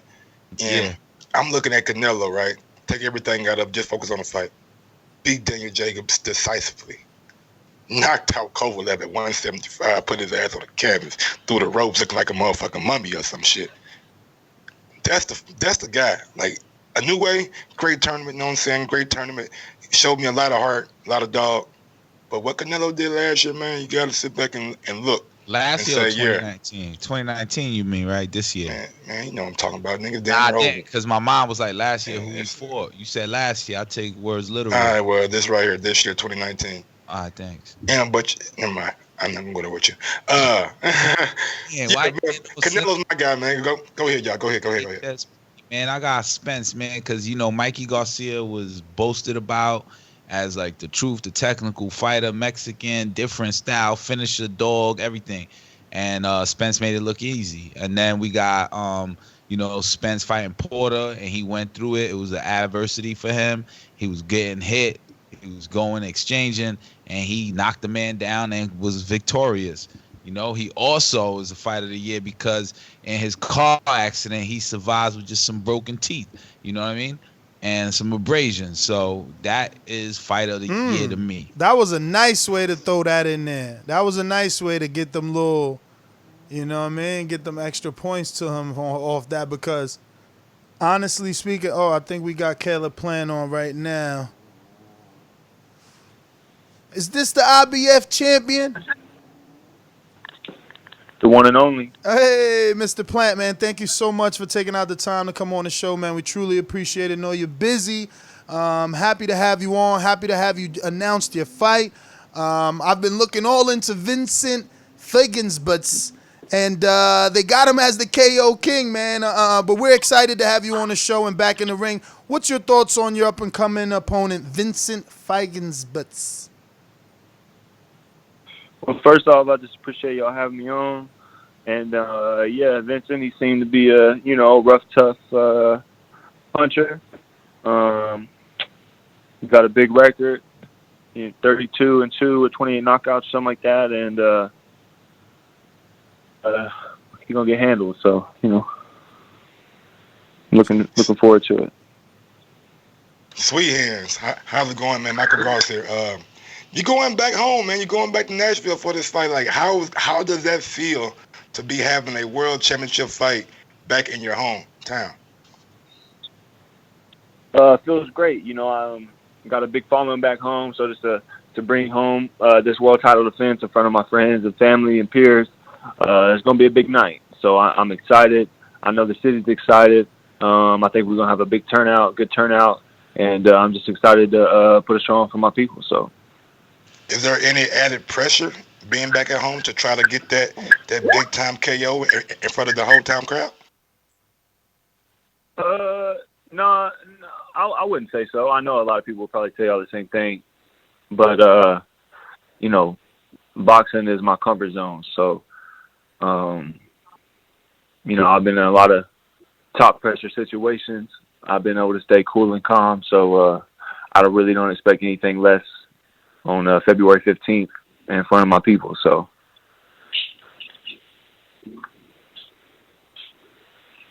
Now, I've been seeing you on PBC, on Fox, man, like behind the scenes, like doing like the camera work. Man, you're doing a great job. I just want to know, like, what's that experience like working with those people at Fox? Great experience. I enjoy doing the commentary.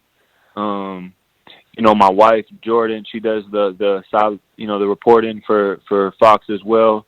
And so, we practice at home. She practices with me. I practice with her, and we just iron, sharpens iron. So, but I enjoy that. It's fun. It's something different. But my main thing is fighting. That's what I like. Is that something that you may look into, like after your fighting career is done? Possibly. I'm I got some big plans for later in the future, but for the most part, I just try to focus on the next thing in front of me. So, you know, I got a plan A. I don't got a plan B, so I focus all on plan A. I got all my marbles and chips on you know, in the plan A bucket. And when we get there, we'll see how it goes. But until then, I'm just grinding, man, just working. Caleb, so I wanted to ask, like, I guess, can you give us your version of what you think has brought in you to this part or to this moment in your career? Because when you started, the Uzcategui fight was on Fox Sports 1, and it was also boasted as one of the highest ratings, viewerships for that year for that particular network. Then I like to create the narrative that after that they seen your value and you graduated to the Fox, and then you again did big numbers. But that's just me in my head. How do you envision it, and what do you think brought you here? Because now you're getting a hometown fight where some fighters don't really get their hometown fight this quick. Yeah. I mean, with the Fox, the FS1 with me and Jose, that was the highest watched FS1 boxing match ever. So it wasn't, you know, I know you're giving me kudos, but it wasn't one of the top. It was the top FS1 fight watched of all the fights that have been on FS1. So, you know, the highest one was like 300-something thousand views, and mine was 900. It peaked at 986,000. So, you know, we went about 3 times over. Yeah. So, and then it was like 1.4 with Mike, and I seen a list actually that came out, and it was all the top, you know, the top views of all the fights from this year, and there was only one person on there twice, and he don't got 20 fights yet, and that was me. So I think that, you know, my following is good, my views is good, so I think, you know, they think that I'm the man for the job to be able to bring those views in, and they also know I'm the man for the job as far as I'm not going to let them down because of my preparation. You know, I do not skim through that. I do not play with that. It's something I do all year long. I stay in the gym all year long. I run all year long. I'm in strength and condition all year long. I'm 12 pounds from fight weight all year long. And so, you know, success, you know, what's the saying? Opportunity comes when preparation and success meet, or when preparation, opportunity meet. That's when success happens. So, yeah, I think that they see my value, and I'm gonna keep holding up my end of the deal. So, how important are those numbers for any up and coming fighters that may be listening that look up to you? How important is it to establish a fan base, not only to your promoters but to the networks? I mean, I don't know. I never really I need to get my. To be honest with you guys, throughout my career, from day one, I have just tried to be genuine. I tried to be nobody but myself. I know there's a lot of people out there who do like me. I know there's a lot of people out there who don't like me. And, but, you know, I'd rather not be liked for being myself than to be liked for being somebody fake or somebody that I'm not. You know, if I was somebody else, then the people who do like me wouldn't, and the people who don't like me would. So you might as well be disliked for being yourself. I think you should just stay genuine to who you are. And I think people will take note of that. And I think people follow consistency. And I think the easiest way to be consistent is to just be who you naturally are.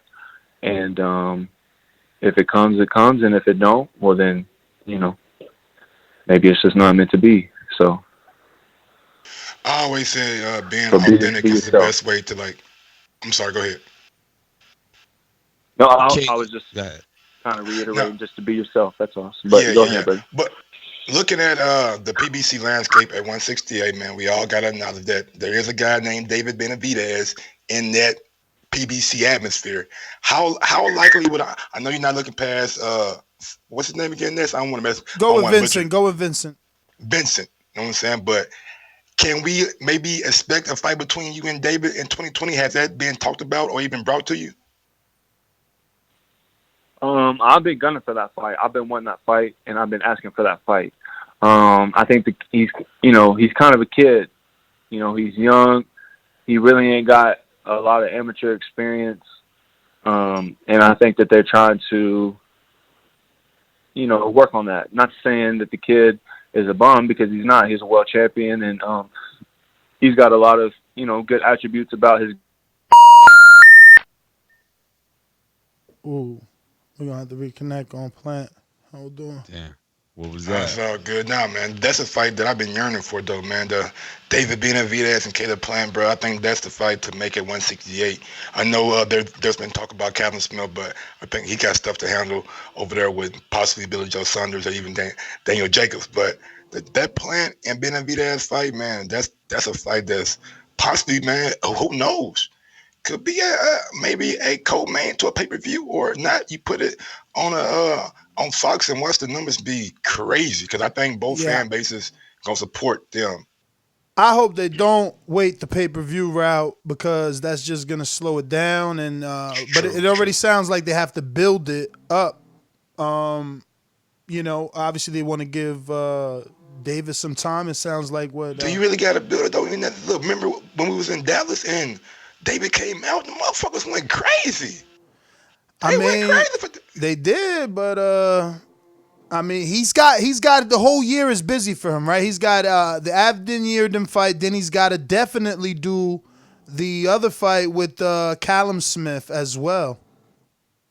Yo, I got a question. I'm looking at the rankings, right, on the IBF side, and number 1 and 2 is vacant. Why can't Vincent Butts, if you nasty, move up to They always do that, man. The IBF leaves shit vacant like that. I don't know why you just don't move the guys up. You know what I'm saying? But sometimes they leave 1 and 2 vacant. Maybe somebody's out hurt that has that position, so that's why they're vacant. But personally, I don't know. Vacant means just it's available. Damn, man. Okay, hold up. Maybe we get him now. My bad. But yeah, man, that fight with David, bro. One host is allowed. For PBC, and I think it will be a nice fight for 2019. I know there's been talks of the Callum Smith fight, but there've been talks of that fight for almost a year and a half now. You know what I'm saying?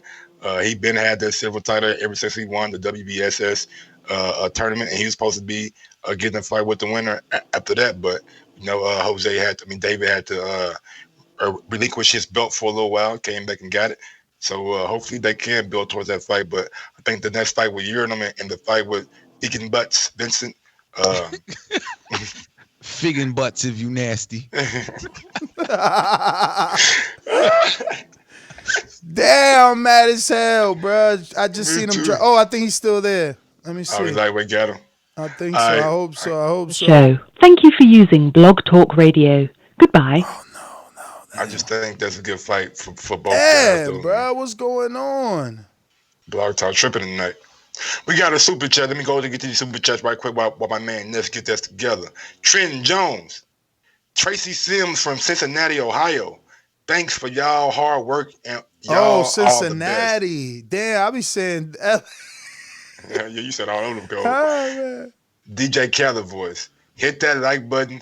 Munguia should be the co-main to her. Whoo, talk that shit then. But that is big, don't say being a co-main to Jaime Munguia. He's gonna draw in his fan base, so should be some good exposure for her. Donald Banks says, Ness, look at her box rec. She was the WBC heavyweight champion. What the fuck? Now she coming down to 168? Wow, they need Vada on her ass, and that's real, bro. Only one host is allowed. Oh my God, what is going on? Black Talk killing me today, bro. I ain't know the girl was a heavyweight champion, man. She was a heavyweight champ? I was just playing. Who Caleb fight? He fight for Fox? Like, what network is he on? He a Fox guy. He a Fox.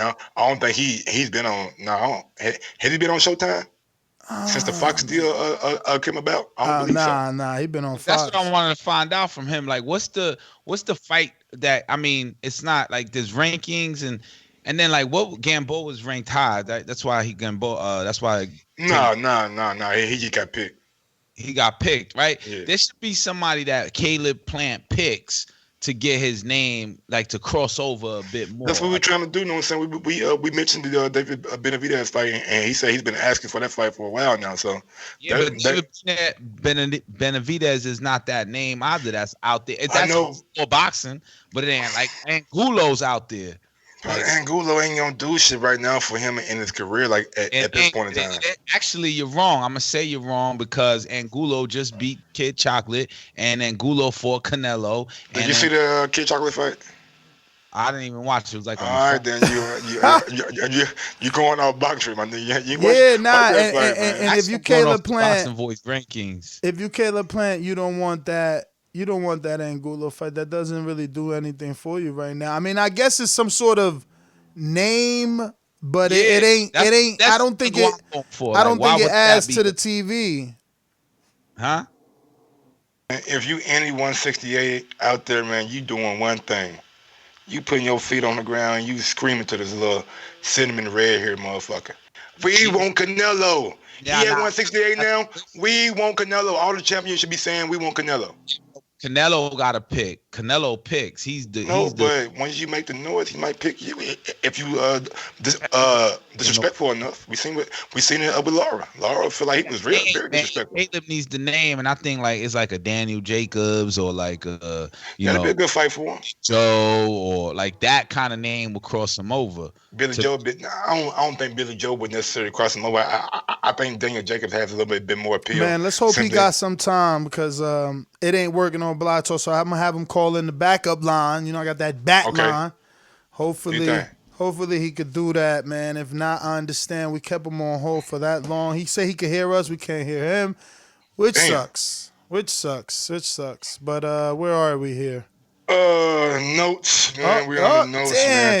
Yo, this is what I'm talking about right here, man. Why we just don't keep it right now, Caleb Plant? Hold on, Enrique. We have him on the line right now because this is a true champ right here. You could have easily said, man, these guys ain't got their shit together. I'm out. I'm gonna go work out. I got this beautiful wife. I'm gonna just go be my. No, you came back on the show and became the people's champ, man. We love you for that. Thank you so much. So, Mike, take it back away where you at. I think we left off at you've been asking for that David Benavidez fight over and over and over again. I mean, I want it, and basically all I can say is, it's nothing on my end. There's no hold up on my end. I ain't hard to make a fight with, and long story short, when we finally bump heads, he's gonna find out what's real. So, that's all I got to say. All right, Mr. Plant. So we got some questions from I'm sorry. One more thing. Is there any added animosity from that little video that I seen that happened last year where I believe his brother came to the gym or something like that? I mean, he came over to my side and it was about 6 of them, and it was just me, my coach, and my friend. And I guess he thought since there was about 6 of them that he was going to be able to punk me. And but I'm a grown-ass man. Don't nobody punk me. So I was trying to cool out the situation, and once I realized that he wasn't going to leave, he got popped. So that's all. It is what it is. He got popped.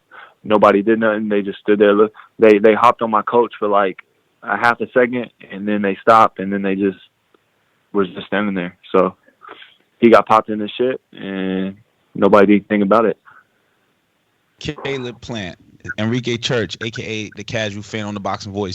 I use marquee names a lot, right? And today's topic, we were speaking about obviously Gervonta Davis fighting Yuriorkis Gamboa's fight, and they were calling him a star, right? Let's not call him an up and coming star. What would be that fight? What name? Like, just throw some fun in this. Like, what name would you take that has fought the name, the man who didn't beat the man, but he got a name out there? What name is out there on the rankings that you basically would say, who's your Julio Cesar Chavez Jr.? Yeah, what Jacobs just did. Julio Cesar Chavez Jr. out there on the rankings and any IBF, WBO, or WBC, WBA list? I mean, I don't know. I guess, I feel like the super middleweight division is probably the hottest that it's been in a long while.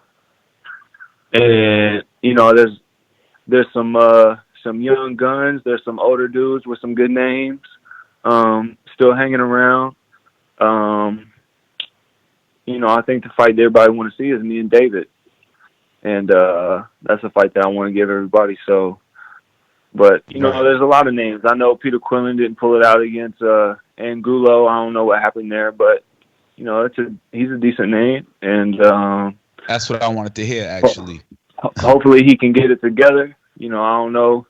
You know, it seemed like he kind of got on this godly path as of recent, but it may be too late for all that. You know what I'm saying? When you spend a lot of time partying and doing all that stuff, it's gonna catch up to you. And I don't know if it's too late, but you know, I'm not hard to make fight with nobody. So I'm a fighter. That's what I do.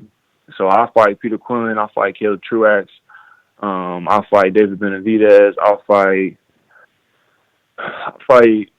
I mean, I got my mandatory against this rough, tough German dude. Who else is there? You name them. And Canelo.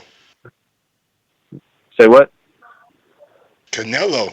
He's at 168. Canelo, yeah. There's Callum Smith. There's Billy Joe Saunders. There's Canelo. Yeah. Danny Jacobs. All that. Danny Jacobs. Yep. All that. I'm glad you're on the line. What did you make of that Julio Cesar Chavez coming in 5 pounds overweight? And then some people say he quit. He say he had a broken hand and broken nose. I mean, you know, I feel like if I tell y'all something that I'm somebody that y'all know that you can take it to the bank and you can trust it, you can believe it. But I don't think the same thing can be said about Chavez Jr. So, you know, when you flake so many times, when you you know, just do silly shit so many times, after that, it's kind of hard to believe what you say. So as far as him going overweight, you know, that's not really something that wasn't expected. Maybe as much as he was, you know, may have been a little bit of surprise, but he paid for it. And I don't know. I didn't see the whole fight. I was at the barbershop getting my haircut, and I had to leave before the fight was over. Like, right as it was coming on, I was leaving, and I just seen some highlights on Instagram. And but who knows, man? I don't really know. So. All right, I got a few questions from the people. So whenever you got to cut out, you could do so. We got Brandon Maurice in Cincinnati says, in my opinion, you have one of the best ring IQs in all of boxing. What do you think your greatest attribute is? P.S. Congrats on the marriage, champ. Word. Appreciate that, bro. I would say my mental game, whether it's my IQ or my grit. I think when people are slick boxers, they get overlooked for maybe how tough they are, or the type of grit that they have, or the type of mindset that they have. And but it's my mentality, whether it be from my IQ to, if it comes down to it, there's no depth. I'm not willing to go get my hand raised. So I love boxing with all my heart. And I read something one time that said, before a warrior goes out to war, he must dig 2 graves. You know, because when everyone goes to war, they're so eager and willing to be able to kill somebody, but they're not willing to die. And the person who's willing to die is willing to go farther than the person who's ready to kill. And I can promise you that I'm ready to take my last breath in that ring when that bell rings. I promise you that. So until they find somebody across from me that's willing to take their last breath just like me, I'm going to keep getting my hand raised. So, what does that mentality and that mindset like derive from? Like when did this mindset start, or have you always been like this? I've always been willing and ready to take my last breath for boxing. This is my sanctuary. This is something that saved my life. And I'm telling you, there's no depth that I'm not willing to go. And that's not, everyone says it, but when it gets hot in there, not everybody means it. You can't adopt it. You can't adopt that mindset. You can't, either you have it or you don't. And so that's it. All right. Next one is from Lamont, who says, would you consider a fight with Daniel Jacobs if unifying isn't a possibility? He would give you a common opponent with Canelo and give you a better shot at getting the fight with him being Canelo. As I said, I'm not hard to make a fight with nobody. So I don't know about the networks. I don't know about the advisors and managers. I don't know how hard it would be for them to get on the same page. But there's only one page with me. I ain't hard to get on the same page with, so I'm a fighter. So were you looking at that Jacobs Chavez fight with competitive eyes, or were you just looking at it because you know the reality you live in? You might never fight those guys. I think that the only way for two fighters to cross networks is for them both to be megastars. And that's not the rule that I made, right? I didn't make up that rule. But that's the world that we live in when it comes to boxing. It needs to be two mega stars that are going to make mega money for both sides. So until that happens, no matter how bad I want to fight anybody or how bad anybody wants to fight me, if they're across the pond or, with a different network, until it makes both sense for both parties to split that, however it has to be split, it's going to be hard to make that happen. And that's not my rule. That's not what I want, but that's the world that we live in. So that's just the honest truth. All right, we got Killer in Sweden, keeping the show international. He says, what are some of your boxing goals moving forward if, God willing, everything goes according to plan? To be the first undisputed super middleweight of all time. There's never been an undisputed super middleweight. So I'm going to be the first. So that's the goal. The goal, it was a goal to win a world title. It was not the goal to win a world title. So I'm not at the peak of the mountain. I'm just at the base of it. So I want to go back to something you said earlier. You said you're willing to, give your life in that ring. He dropped off. Oh, shit, no, I'm here. man. Oh, okay. Sorry. Yeah, earlier this year, we seen some tragedies happen in the ring, like I believe with Ladarius and like Patrick Day. And we had a discussion on this podcast, like, is it up to the promoters and the network to make sure, like, if something like that happens, that those families and that guy is taken care of? Or is it up to the boxer as an individual? I mean, I think that throughout your career, it would be good to probably be smart with your money and put it where it's supposed to go, whether it be in life insurance or disability or your 401k, your pension, as early as you can, which I'm already doing that. I'm only 19 fights in. And so, put it in those buckets of if the most tragic thing was to happen, that financially something good would come out of it for the people who are left behind, like for my wife. But at some point, you get to a point in your career, hopefully, where you have enough money put back that you don't have to pay into that because you have enough money put away into the right things that if something did happen, they wouldn't have to necessarily worry about too much. So I don't know. That's a difficult question.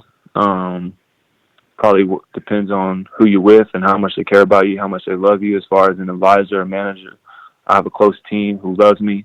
I'm more than just a fighter to them, and so I don't know. That's tough though. It's a tragic thing. Caleb, Enrique again. Mike mentioned that yesterday again. NBA was on television, and I was told that the players that made hundreds of millions in the past that ended up broke, that now in the future, our current living days today, that they have to go through a course on managing their finances and their income. Is there anything like that for boxers? Like financial management, or is your team like your advisor now, not only your advisor but also your financial advisor? Yeah, I have a financial advisor. My advisor is Al, my manager Luis DeCubas Jr. But I have a great financial advisor. I'm starting early. I don't blow. I I got nice things. I got a nice house. I got nice cars, couple of nice cars, but I don't blow my money on a bunch of jewelry or go, crazy. I don't go to the strip club. I don't do none of that. So you're not going to see me back at the bottom. So wow. Amen. I'm starting early. My dad, since I was a little kid, has just crammed into my head over and over. Everything has to be right. Everything has to be right. Everything has to be right. Right. And that's the word that I live by. What I meant was like when you started as a fighter getting a check with your advisor, was he like, okay, this is the path you go with your money, so you don't end up like, such and such fighters. Does that exist in place? Yeah, they tell you. They'll tell you. I don't know if they tell everybody, but I was told. And but you can tell people whatever you want. That don't mean that they're gonna do it. Right. Before we became professional boxers, we've heard our parents and our grandparents tell us to be smart with our money. It's nothing different than when we turn pro and your manager and your advisor are telling you, hey, be smart with your money. So we've been hearing it long before we turn pro. So I don't need somebody to hold my hand through this. I don't need somebody to beg me. I don't need somebody to keep pounding in my head. I mean, you know what I'm saying? You know that long before you turn professional, you're supposed to be smart with your money. There's all the do's and don'ts have been laid out before us of what to do and what not to do. We've seen it a million times, especially in this sport, of people who make all this money and they wind up broke again. So why do you need somebody to continue to pound that in your head? All right. Let me get to a few of these guys. Cesar in Vegas says, what's up, champ? It seems the beef between you and the Benavidez boys is real.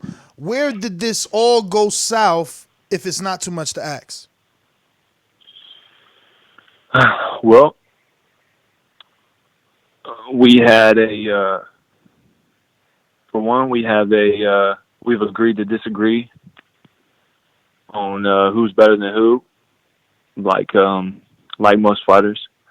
The situation where I had to touch Jose in the gym, I guess that didn't help. And they've also put out some videos on YouTube of his father saying that I used my daughter to get famous and that I use her and I only talk about her to try and get pity from people or, use her to get views or whatever it may be. And I don't think it's his place to talk about my daughter who's not here anymore. And I don't think it's his place to tell me as a father that whether I can or can't talk about my daughter. And energy, to me, it doesn't die, it's simply transferred. And her spirit lives on through me. And the only reason that you guys even know about her is because of me. And I want to honor her spirit. And I don't want to cram it down people's throat. I don't need pity from nobody. I don't need no one to hold my hand.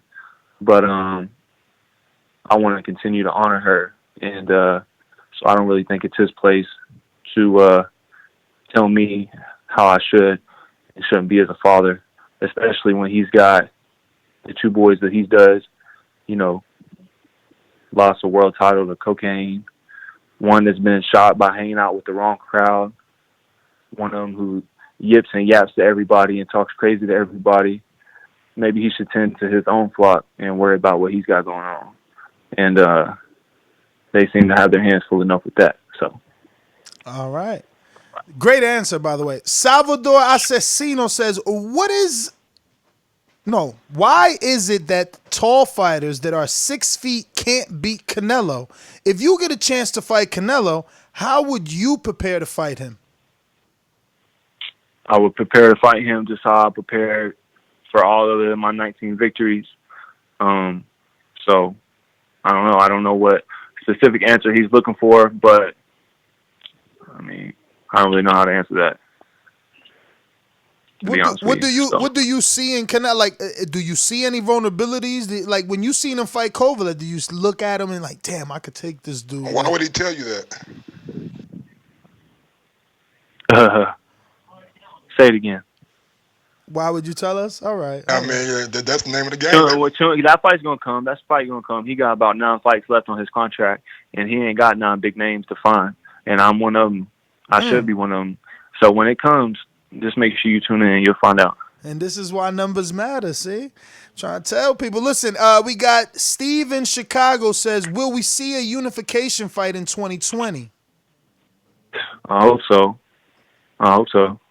So that's what I want. All right.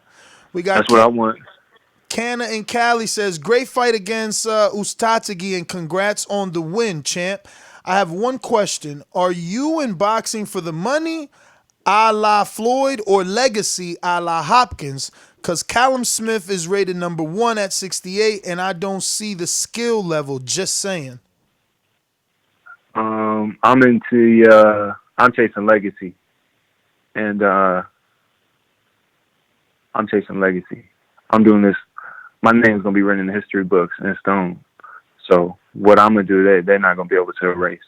And as long as I do that, everything else will come as it should. So the money will be there. I'm chasing legacy. So, yeah. And I guess your thoughts on Callum Smith at 68, his last performance versus Rocky Fielding?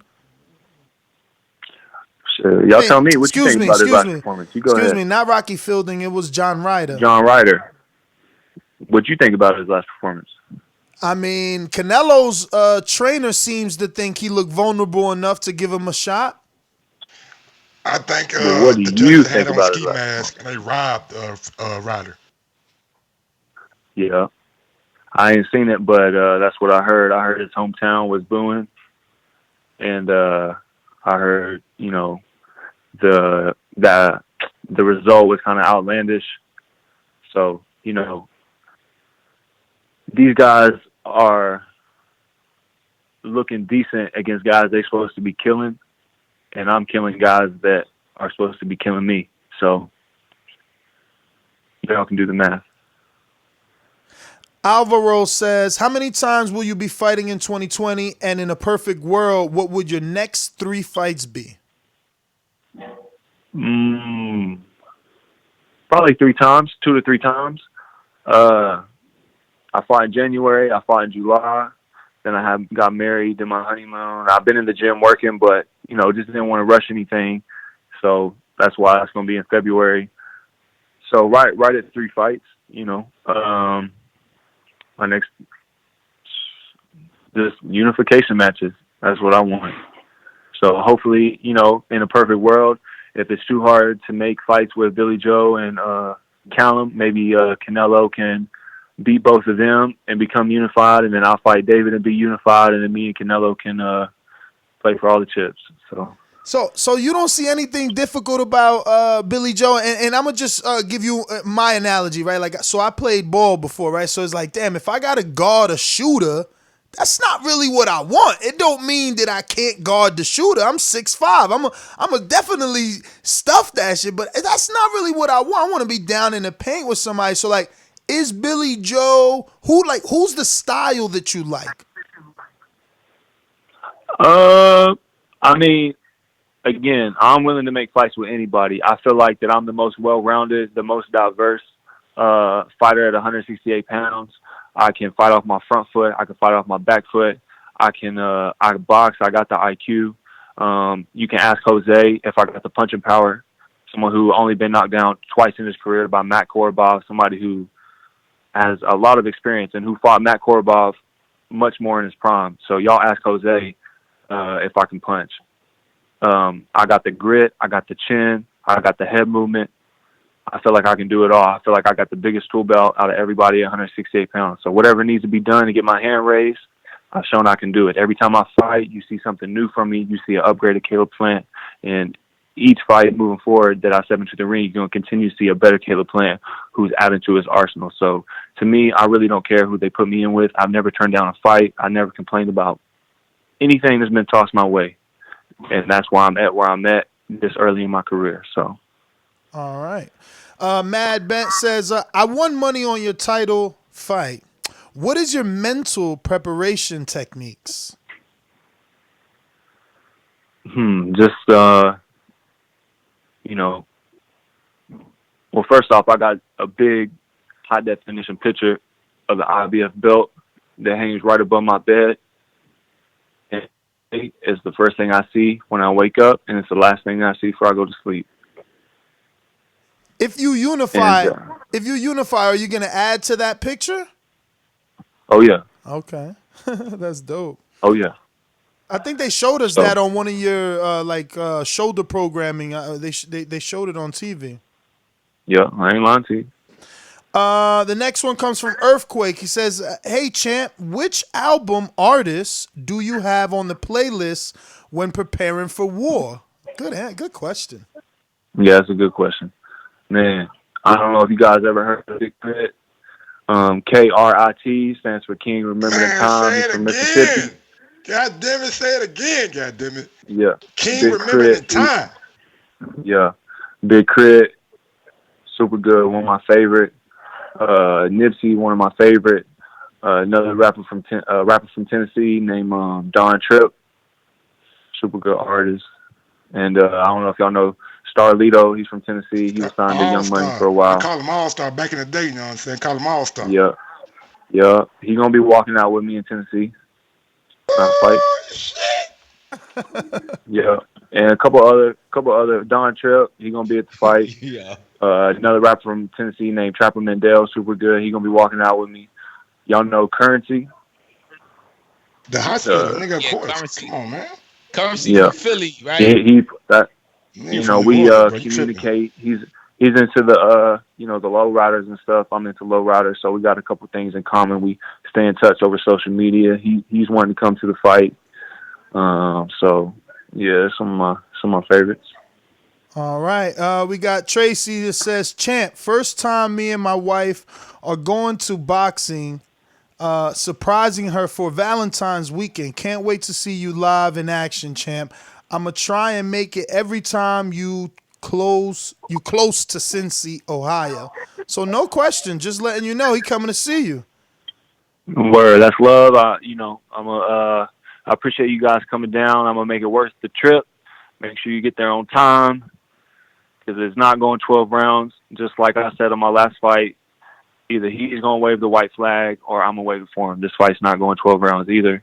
And but I appreciate the support. I'm working on. I'm going to put on a spectacular performance for you and your wife. And again, I just appreciate the support.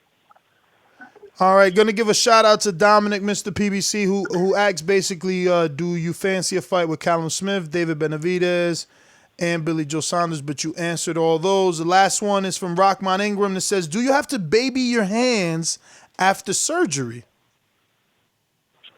I mean, I got surgery, and in July 19th, I couldn't hit anything until October, and I was 5 weeks from the Jose fight when I broke my hand in training, and so I waited a couple of days because I thought it was dislocated. I was kind of pulling on it a little bit to see if it was dislocated, and then me and my dad was like, "Man, we kind of at the level. We probably shouldn't just be tugging on this thing. We just need to get it checked out." So we flew to LA, got with a hand specialist. It was broken. They had to put 2 pins in it, and I couldn't hit anything until October. And then once I got in, I wanted to ease in. You know what I'm saying? No, I didn't want to make no mistakes, so eased in October, fought in January, and handle my business. But yeah, you want to be smart. So that's all the questions for the public. My last one, I guess, is did you ever hear of Vincent before you found out he was your mandatory? Like, were you watching him come up the rankings? Because he kind of came out of nowhere for me. I knew that he was like in the top because I studied the sport pretty thoroughly, at least in my weight division, and I knew he was going to be my mandatory before I fought Mike Lee, but we went with the voluntary defense first, and we fought Mike. So I knew that he was coming. You know what I'm saying? I knew that was going to be the fight, and I'm the champ. Number 1 and 2 is vacant. He's number 3. So he's next in line. It's a mandatory fight. I'm not sure if everybody out there knows what mandatory means, but it is mandatory that I fight him. I'm not in a position where I can just say who I fight when I fight. I only have 19 fights. Whoever they put in front of me, that's who I have to beat. I had to beat Jose. I beat Jose. We fought Mike. I beat him. I have to beat Vincent. I'm going to beat Vincent. So one day I'll be able to say who I fight, when I fight, and where I fight. But I'm not in that position. This is a mandatory sent from the IBF. The IBF is the most strict with the mandatories. So. Now, we definitely know around here, and we actually had a separate show about 2 days ago specifically talking about your fight and the fact that it was a mandatory. We do appreciate your time, especially, you being a champ and all, and the line giving us some issues. If you have any social media you want to give out for any of these crazy people not already following you, do so, and thanks again, champ. Of course. Thank you for having me on. Anybody, who wants to follow me on social media, stay tuned with what we got going on. You can follow me at Caleb Plant on Instagram, Twitter at Caleb Plant Boxing or Sweet Hands Boxing. One of them I can't really remember, to be honest with you. And, just stay tuned. Big things coming. Just appreciate all you guys. Thank you. Appreciate you, man. Look, like 3 years ago, you was at one of our appreciation nights, and you just keep blowing up more and more, man. We appreciate you from... Look at that. That long ago, you showed us support coming to the appreciation night with Peter Quillen and Deontay, and look at you here again being a people's champ, man. We wish you the best. Get rid of this guy, and hopefully you get what's coming to you. Absolutely. Tune in. There's going to be fireworks. I'm going to knock his lips clean off his face. Do not miss it because it's going to be fireworks, and I will see y'all next year. All right, Mr. Plant, thank you. There you have it, ladies and gentlemen. Caleb Plant. Damn, that's what them people's champs, man.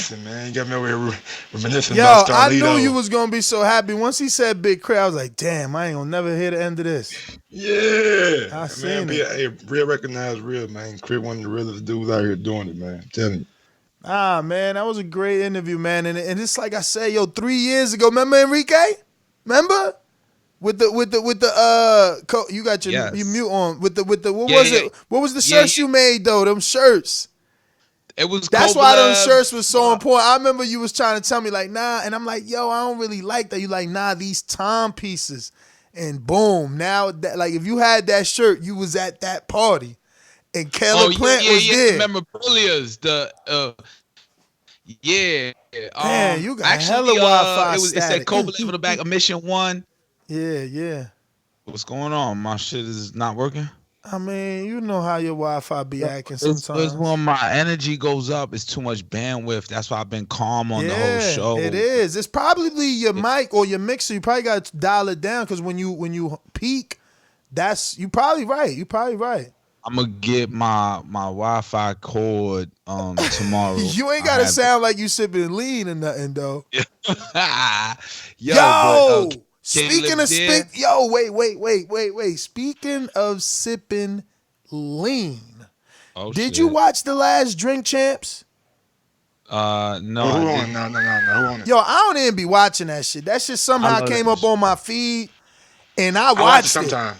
I watch it sometimes, bruh. Noriega had Ray J on. And Ray J always been my man. He always been my man. I know people probably won't admit it, but Ray J was always my man. Then when Floyd was hanging on him, he was even better.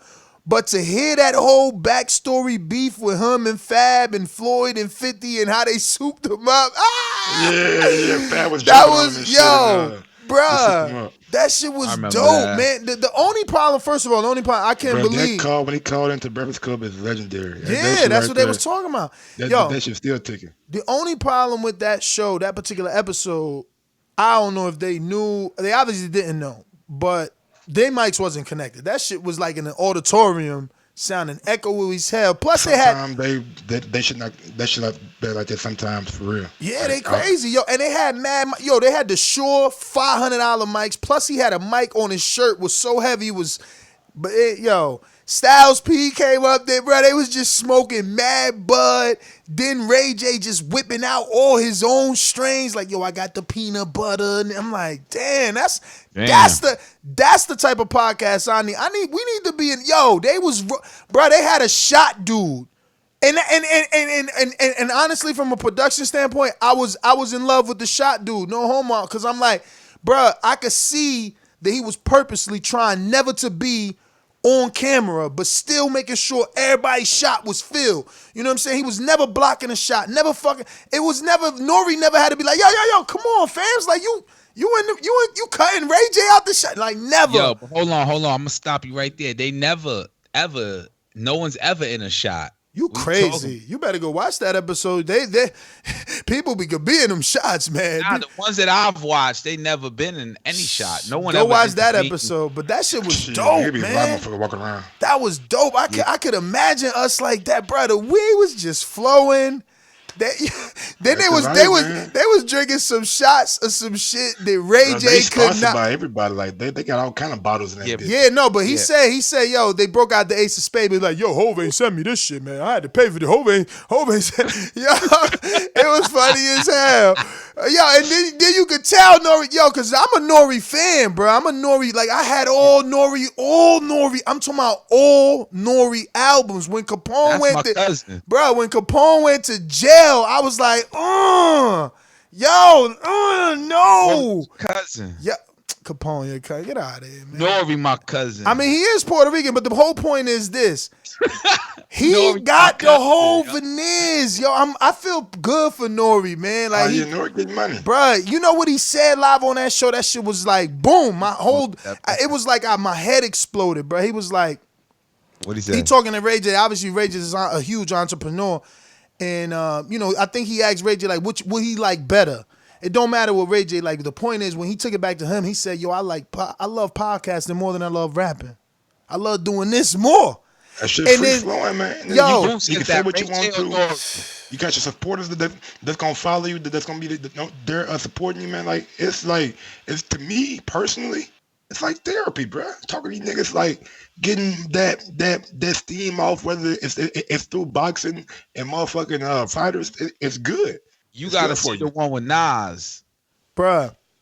All I could do was dream. What I did bruh. watch last night was that Rap Radar with Drake.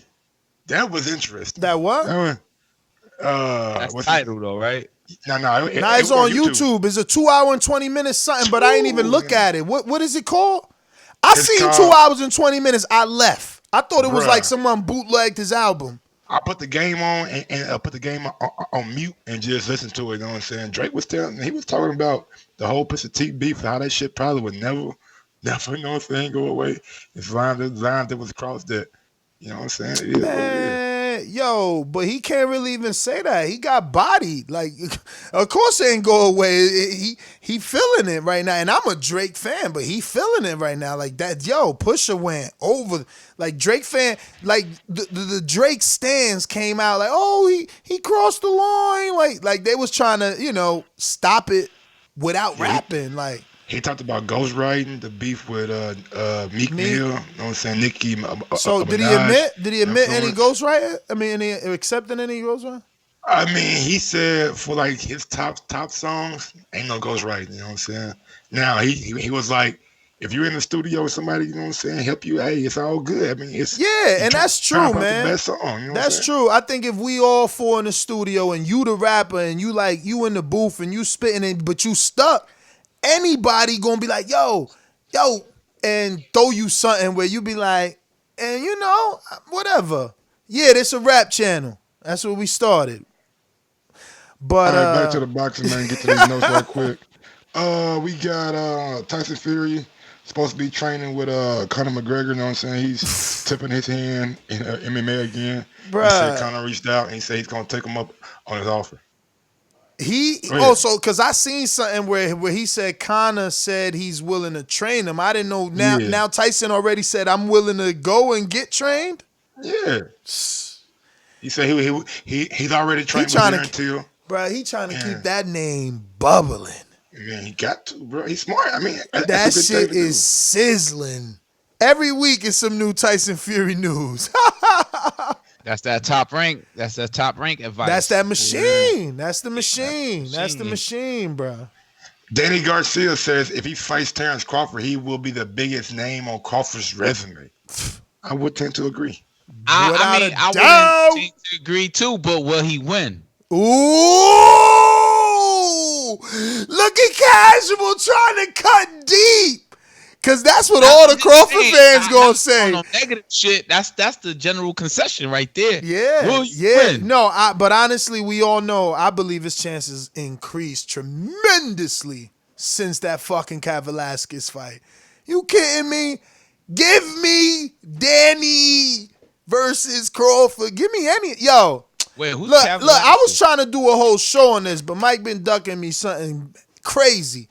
But Crawford on the zone talking.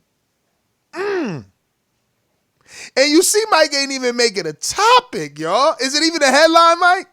What'd he say? Oh, you know you I love it. I love it. I love it. Man? I don't even know, bro. I don't even know, man. Because I thought I heard him say, he not even interested in Porter, but I knew that couldn't be possible. So I was just like, no, something wrong. It's like voodoo. I'm watching Witcher on motherfucking Netflix, so maybe somebody did some voodoo to my YouTube. Crazy, yeah, and that's why I'm thinking maybe somebody did something to my YouTube and there's voodoo on it, because ain't no way Crawford said he not interested in Porter right now. I think this should be his own separate show, you know what I'm saying, with the sound bites and everything. I got an interesting take on that, you know what I'm saying? Oh, you got it? He got an interesting spin on that. That's what that means. He gonna stir the pot. Roman Chocolatito Gonzalez says his next fight will be for a world title. Big ups to my guy Chocolatito, you know what I'm saying? I never thought he was pound for pound, but he's always a very exciting fighter when he gets in the ring. So glad to see. He said call your fight or some Japanese dude, you know what I'm saying? So let me ask you, you calling Pascal a champ? No, because I seen a press conference and they was calling Badou Jack. They was like, three-time.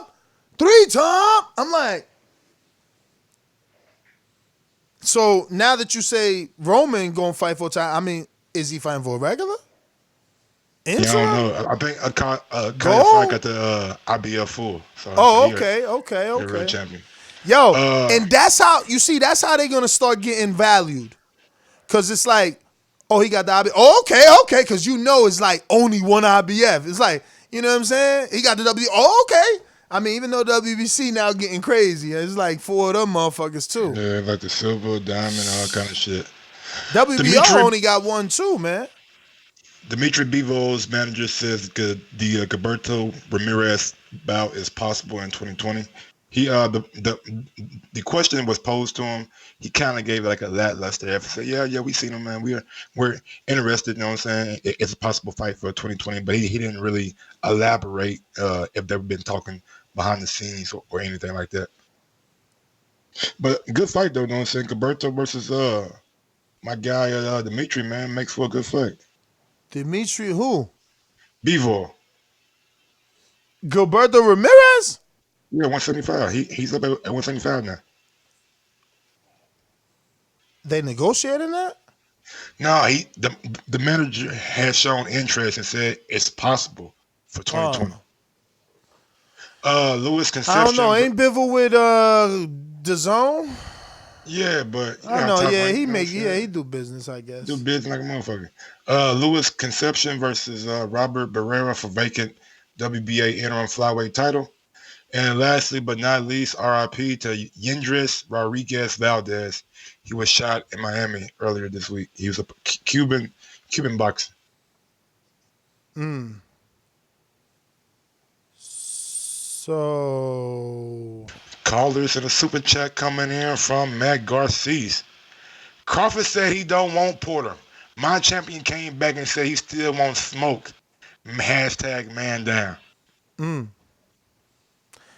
No, Crawford said he don't want Porter and Texture. He said he not moving up either. So he don't want Patrick either. So at least they listening, man. We gave that option and that shit came out like bang, bang.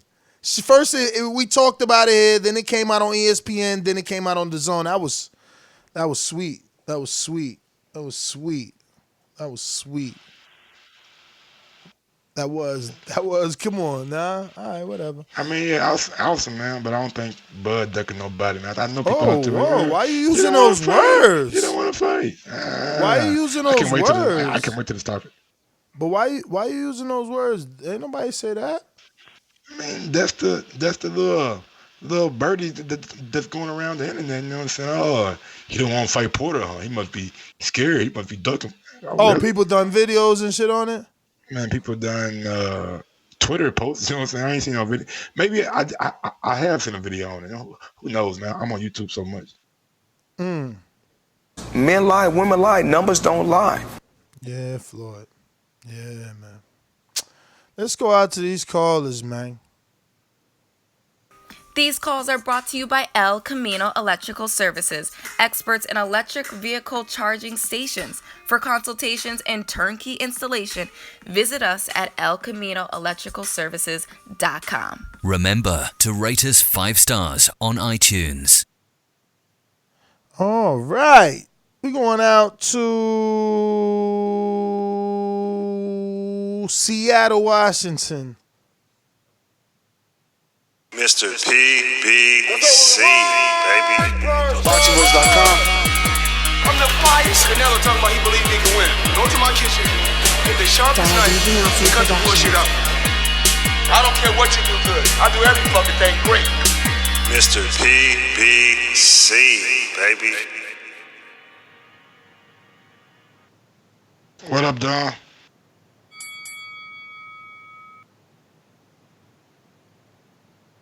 Dominic in Seattle. You have to unmute. Go on once. Yeah, can you hear me? We can do. you hear me? We do. I forgot I'm on Skype. What's good, Mike and Ness? What up? LeBron, stupid as fuck. But when it comes to Badou Jack, I really gave up on him a long time ago. He doesn't bring the fight. I think John Pascal is gonna really get it. He's gonna open that wound up in the middle of his head. We're gonna see nothing but rib sauce come out the nigga's head. And I'm going with Caleb Plant, and then also I'm going with who's the main card on this card? I forgot.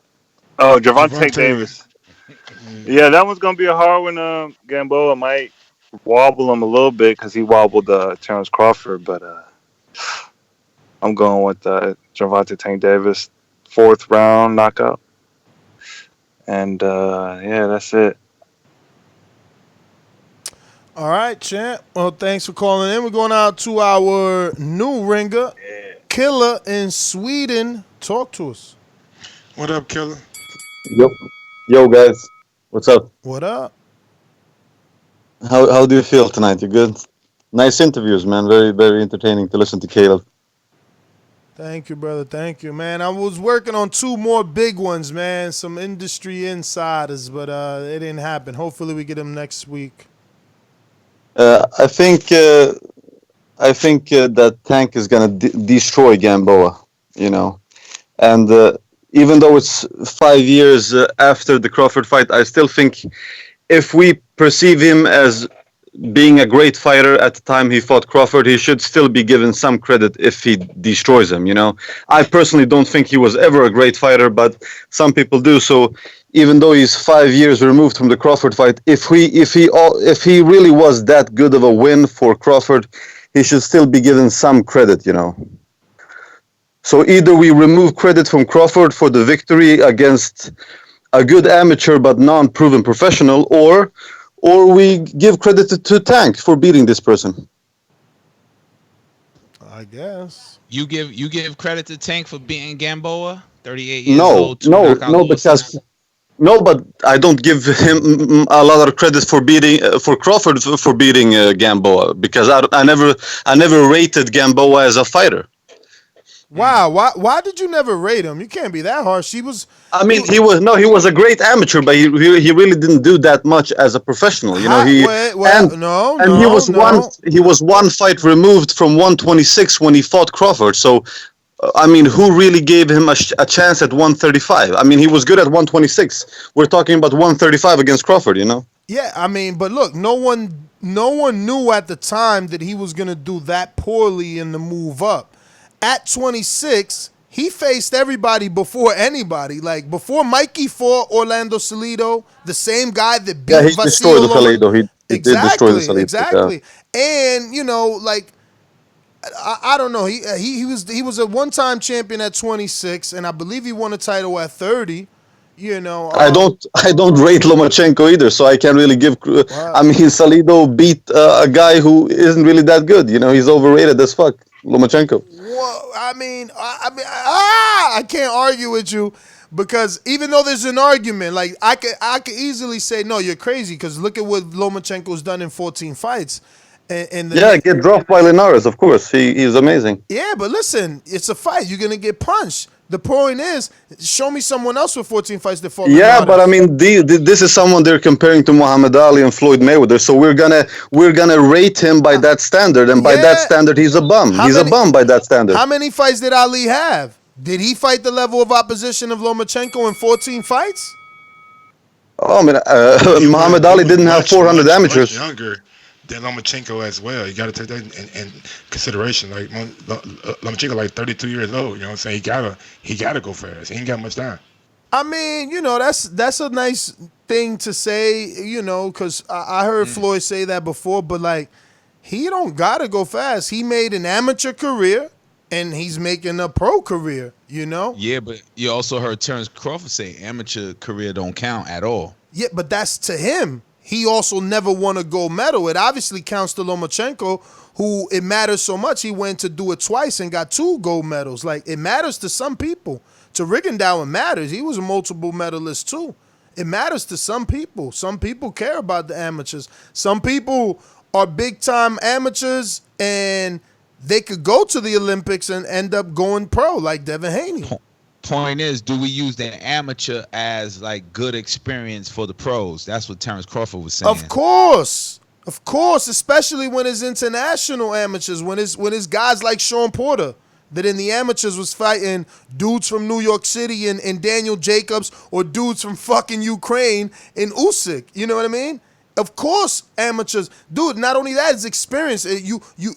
The anxiety that you went through in border wars, you think them dudes after all those amateur fights got anxiety? They ain't afraid. You know what I mean? It's another walk in the park to them.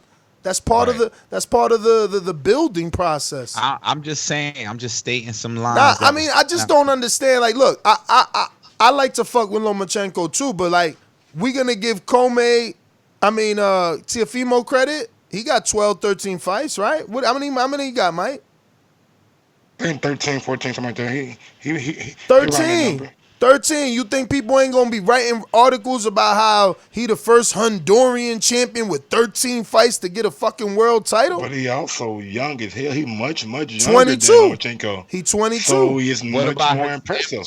Okay, but listen, Shakur Stevenson is young with no gold medal, and that's what I'm saying. It's more impressive though. These kids, man, they didn't want to stay in the Olympics when they motherfucking 28 years old fighting 18, 19-year-olds. And they that's said, fine. fuck it, I'm going to go pro right now and fight the grown men and be champions. Okay, and that's fine, but you know what needs to be said for the up-and-coming fighters? Those dudes that went into the system and got those amateur medals, they got the big signing bonuses. They got to make the demands. Guess what type of demands? Like, first fight, I fight under your fucking promotional banner. I want a title shot. Oh, man, no, we can't do that. Well, I ain't signing with you. Well, look, all right. Well, let's get you one fight to get you ranked. In the second fight, I guarantee you, well, okay. That's history right there. That's history right there. But we trying to gloss over it. Like, I get it. I hate on him, too, because I want to see him fight a fucking puncher. But there ain't nobody down there. Who he going to fight? Fight one next. But yo, and I'm telling you, I was watching it on this laptop. That shit is because it's all captions. Have you watched that? Watch what? The interview with Vasil on his Loma TV channel. Nah. There's a TV channel called Loma. Loma TV. Yeah, Loma TV. Yeah, he got a YouTube channel. Everybody got their YouTube channel, and I want to add that it only has 83,000 subs. Is that bad? I think so. How you a star and you only got 83,000 subs? You ain't a star if you got 83,000. You ain't a star. That's what I'm saying. I don't care. Dillian White got more than 83,000, I bet. Dillian White, I had this for like over a year. I'm going to give you an example of a star. I don't care. You've been following Dillian White longer than a year. That's why you know. We don't know how long Loma been out there. Loma's not a star. My man got 2 gold medals, 5 championship titles. He unified. He the first dude to unify with a vacant belt. Or damn, he the second. Him and AJ going down in history. The vacant unifiers. Does this make sense? I got a question. What? Right, Andy Ruiz. I don't know how many followers he had before the AJ victory. Shit, right, bro, he was in the 60,000s. He was in the 60,000s before the victory. Yeah. And after it, he almost 2 milli. 2 milli on IG almost. Loma beat who? Who he beat? Who he beat? That's my point. That's my point. He got a good resume. He got a good resume, but he need a name. He need a name. And that's what I was trying to get to Caleb Plant. He needs a name too, because he nah, ain't but he got the name. 68 got Canelo, and Yeah, but 68 Canelo- got other names. Listen, 68 got other names that if he beats them, he becomes the name. He is but the draw. Canelo is a pick. Canelo picks who his opponent is. Exactly, And but Canelo Canelo himself, it got to do with business. Canelo could pick exactly why the numbers in boxing are important. And if you're doing hometown fights, selling it out, and you're bringing out the stars, and you're doing $1 million every time out, it matters. It matters. It matters. But let me get to Elijah. Hello. Elijah, you Honduran? Huh? Are you Honduran? No, I'm half Algerian, half Caribbean. Oh, okay, cool. What part of Caribbean are you from? Where, brother? Well, you Jamaican? I'm more the Algerian side, so I'm Muslim. But yeah, Antigua. Oh, man, bro. I always search Antigua, man. I want to go there. Is it easy to get? I've been to Antigua. I think I remember the show when you was talking about. I'm not sure what country was in the Caribbean though, but there was a show I remember you talking about going to the Caribbean. Then. Yeah, I always get scared to go to Antigua because I don't know anybody for the bud, man. Can't be out there with no bud in the sun, man. They got their bud. I don't smoke anything like that, so yeah, man. Nah, I'm not asking you for it. I'm just saying, that's why I stay away. Jamaica's more accessible. But what's up, Elijah? Talk to us. Yeah, man. It was good to hear Caleb Plant on. He's one of the only fighters I respect from PBC because I feel like he's got the right energy. He's not like Wilder and Charlo. They talk big like they're killers and then they fight fucking bums all the time. But yeah, I just hope so you know Feisenbutts. Huh? I said so you know Vincent Feisenbutts. Give the guy time, man. He's at that PBC. You can't blame him. Give him time. You know what I'm saying? Bro, he got, that's funny though. He got 19 fights though. He ain't lying. That's only 19 fights. He already a world champ. Like he on the right track. Exactly. But yeah, good show. Thanks for bringing on Caleb. And yeah, I'll call again soon. All right, champ. Well, thanks for calling in, Elijah. We got Pat in Beantown. What up, Pat? Yeah, come back to me. All right, we're going to go to Dominic on the Boomerang. What up, Dom? Just listen. Yo, what's good? Man, I can't believe that dude said he respects Caleb Plant only on PBC. That's ridiculous, man. Like, what about Earl Spence? There's so many people, man. It's like, damn, the hate is real in the UK. And I only believe the UK because, he sounded like a UK caller. But Caleb Plant is good, and I respect him. I just want to see him fight somebody to challenge him. That's all I want to see. Just like Terrence Crawford, I want to see someone challenge the hype, challenge the he skill. was already challenged. Uzcategui was supposed to beat him. No, I'm saying a real challenge in his division. That was his division. I want to see him fight motherfucking David Benavidez. I want to see him fight motherfucking Billy Joe Sanders. Someone like this. I want them niggas out there. I want to see that fight. That's 100. Them niggas got belts. Like, unify the shit. You got a bad bitch, nigga. Do some bad shit. Like, that's what I want to see. And 100% Badou Jack ain't going to win. I'll bet anybody on that one. Badou Jack got that cut. Waiting to open, and Caleb and Pascal known to open cuts. Look at Brown. That shit was horrendous. Cause he be swinging. He's like the Sean Porter in that division. He's a dog. You're right. You're right, but he ain't He's got a the Sean tank Porter in though. that But he ain't division. got the Come on tank now. of Porter. He ain't got the tank of No, Porter. but let's be real. Pascal got power in his hands though. Sean Porter doesn't. So he actually leans in on his punches. Pascal. That's what I like about him. I'm actually a fan of Pascal now. Well, all right, brother. But thanks for calling in. We're gonna go ahead and go on out to Texas. BoxingVoice.com. You invited him to the ring? Why? Yo lo invité a que subiera. Como decimos en México, hay que dejarnos de mamadas. ¡Viva México! And like we say in Mexico, we don't fuck around. BoxingVoice.com.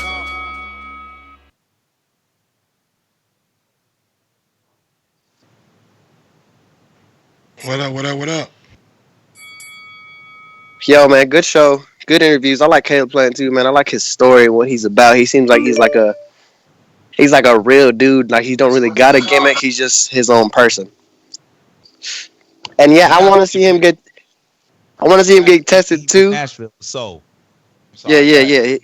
He got real heart, real soul from the South. That's how it's really done. Everybody in the South know when real is real. But I want to see him get tested too. But like a lot of people in the chat were kind of like trying to like troll him on his opponent and shit, and how he's taking him like he's a killer or something. That's how you're supposed to take opponents when you're a champion.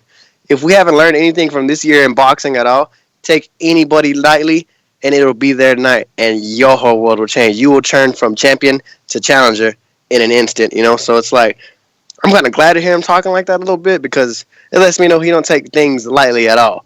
And, you know, but like I said, he's a good fighter. I ain't going to make no picks, because everybody knows who's going to win. It's pretty clear, A sides, except for Jack and Pascal are fighting, right? Yeah. That should be fun. One of the last old men standing. I want to see who that one. Right there. Yeah, that's what I'm saying, because I didn't think John Pascal would have won his last fight and did so well that he did, but he really did. You know, that's what I've been saying about these old men this past year. If you want to get them out of there, you better get them out of there. Unless they're gonna fuck around and take you around the block and show you something you never seen. But he was losing on the cards if it wasn't for the knockdowns. Hey man, if I can quote Floyd Mayweather, when the history books is written and you go back and read it, it's gonna say I kicked his ass. All right, y'all, that's my call. All right. So that's it, man. That's GTO, Instagram and Twitter. Final thoughts. I want Tank to put on a performance so that he can open up a market so that boxing could keep flourishing. Shout out to Caleb Plant coming on the show. Shout out to Franchon Cruz Dezern coming on the show. Yeah, man, and that's pretty much it, bro. Yeah, TBV _. Oh, casual. shit. I got another caller, but go ahead. Nah, go ahead. Get him. I'll be back. All right, Jerome, what up? My bad. What, Jerome? About to be out on. Damn, yo, Ness shot a pill quick though. Damn, bro. Yo, so this is what I would say, right? So Gamboa has never been knocked out ever. He's never been knocked out. He's retired, and it was a TKO to Terrence Crawford. And when he got stopped by Terrence Crawford, I think it was like 4 or 5 fights after. I think it was 4 or 5 fights he won before he retired on the stool. So Tank has to take him out in at least 4 rounds. At least he got to take him out in 4 rounds. That's what I was saying. What you think? I was saying the same thing. I believe in my heart that Tank could take him out within 3. You know, he could figure him out in the first round, second round, do justice and probably knock him down. He's very chinny, man. He's not Gamboa is 38. You know, Super Tank is 25. Gamboa been down like 8 times in his career, some shit like that. Yeah. Tank is southpaw. He has angles. Tank is fast. Tank is powerful. It's crazy. Tank has everything going for him. Youth, power, everything. Agility, athleticism. He got better balance than Gamboa. If you watch Gamboa knockdowns, he always getting dropped because he sloppy ass feet. Gamboa Gamboa can't pass the sobriety test sober.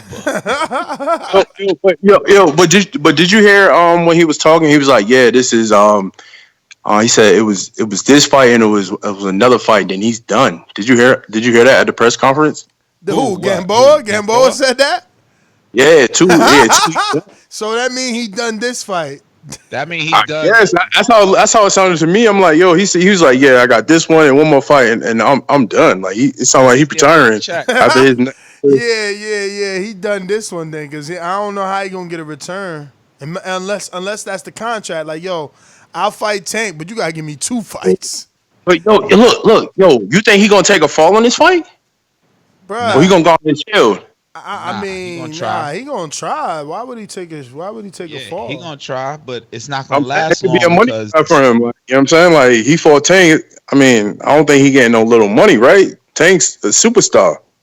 I don't know about superstar, but definitely a star in boxing. I mean, it's on Showtime, so you know. Oh, you think? I don't know. I think Gamboa may getting that bag, man. He is. Yeah. What's the bag? What's the bag looking like? What is the bag?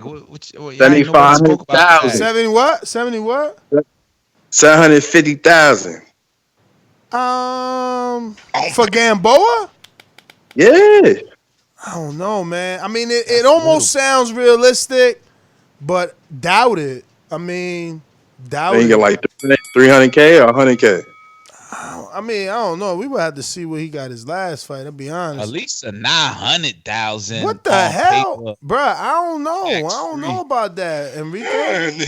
He trying to give him a raise, goddamn. I don't know about that. That's a lot of money, man. Taxes. Yo, 900,000. I don't even think I ever seen an article that said Gamboa made $1 million, bruh. Like, what?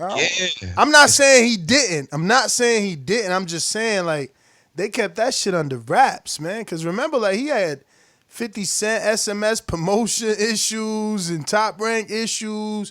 Then he had Cuban promoter issues. Like, I don't know, man. I don't know. I feel bad for him, man. I always felt bad for him. I hope he wins. It's always like, yo, there's yet to be a Cuban to come out here and just do his thing. Laura? Just run through. Nah, even Laura. Laura shit the bed. Laura shit the bed in the Vanez first fight and in the motherfucking Canelo fight. What you mean he shit the bed? And, yo, dog. Laura shit the bed early too, versus Carlos Molina on ESPN. I mean, he posts pictures of Mercedes and shit like that. Nah, dog, because shit in the bed ain't got nothing to do with cashing the check. I don't know what you mean. And he got the Lamborghini truck and the Lamborghini. And he got the girl. He got her, the big pump on her booty. He ain't with her no more. What it no looks like. disrespect. I'm just saying. Nah, but he ain't with her no more. Yeah. I thought that was his mamita. I mean, he probably got a new one. I mean, when you got the Lamborghini truck and the Lamborghini. So he ain't shitting the bad. He shitting the bad on your eyes, but in his eyes, he copping the chain and the check. I mean, I don't know. That depends. Have you seen any lines for these fights yet? Nah, let me get you Davidian when you ready. Nah, I ain't seen none. Let me check. I mean, you got DraftKings and FanDuel now, so I just gotta ask you. I ain't seen shit. That's why I was asking, because you be on my bookie AG. I was wondering if they had something up yet.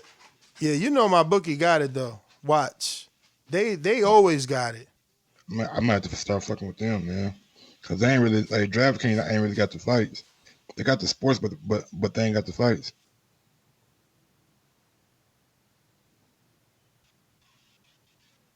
Davidian, you up? What's up? What's up, casual? What's up? Yeah, great interviews. Love the show. Of course, I rock with Sweet Hands. That's my guy. I really like his style when he get in there. So, I mean, I can't wait to see. When he fight February 18th. Yeah, February. I think it was 11th, right? Oh, okay, the 11th. Okay. I'm gonna be tuning in. I'll be watching him. I like his style. He does have a really high IQ in there. Him versus David Benavidez is gonna be huge, especially if he gets past this tough German. So, which I expect him to, because he's a nice fighter. He's a complete fighter. I like his style. So so what you know about this German? You called him tough. well, I don't know. Oh, you caught me. I don't know shit about him. But he seemed tough though. The way he was like looking at his on box rec and all that. He seemed like he's not gonna be like Mike Lee though. Mike Lee got murked. He got nuked. But yeah, Tank. Of course, I'm rocking. Yeah, he really did. But of course, I'm rocking with Tank. And the only tough one, is a Pascal versus Badou Jack. I don't know who to pick on. I'm not even gonna pick. I just want to watch because hopefully my man Badou Jack's cut don't open up though. He's gonna be looking crazy again. Blood everywhere. But I don't know. Yeah, that's what I call. Great show as always, and God bless. All right, Davidian, man. Enjoy your night. All right, fellas, just give your final thoughts or social media, and we out. Great fight this weekend, man. Gervonta Davis, Gamboa, ready to see the turnout for the fight. Hopefully, you know what I'm saying, it lives up to the building that Lionell Thompson has been talking about, Black Hollywood. So very, very excited to see how big this event is going to be. Follow me on IG at Gross1911 or on Twitter at Gross2312. Follow me on YouTube at Mike on Sports. TBV_casual fan is my YouTube channel as well as my Twitter handle. Unpredictable Badou Jack versus Jean Pascal, and then we have Gamboa versus Gervonta Davis. Gervonta Davis, 100%, everything on his side. I think he could take it before 4. If he doesn't, if he goes deep, they're going to criticize him, I believe. You know what I'm saying? Number one. And then, we had Caleb Plant on the show. He said, I know every time I have a conversation about boxing and the super middleweight that Caleb Plant is brought up. But to me, he's not famous enough to really like bring in those numbers that Nestor keeps boasting about. He needs that name. And I think that, how he said, man, he's not going to get Canelo. Everybody wants Canelo, but Canelo picks you. And Caleb Plant ain't that number. So Caleb Plant needs that name on his contract, or his resume rather. He's a good dude. He called the show. He had great stories about Benavidez's father and everything. And TBV_casual fan is my why do I want to say Instagram? TBV_casual fan is my Twitter and my YouTube channel. Peace. YDKSAB on Nestor's shirt.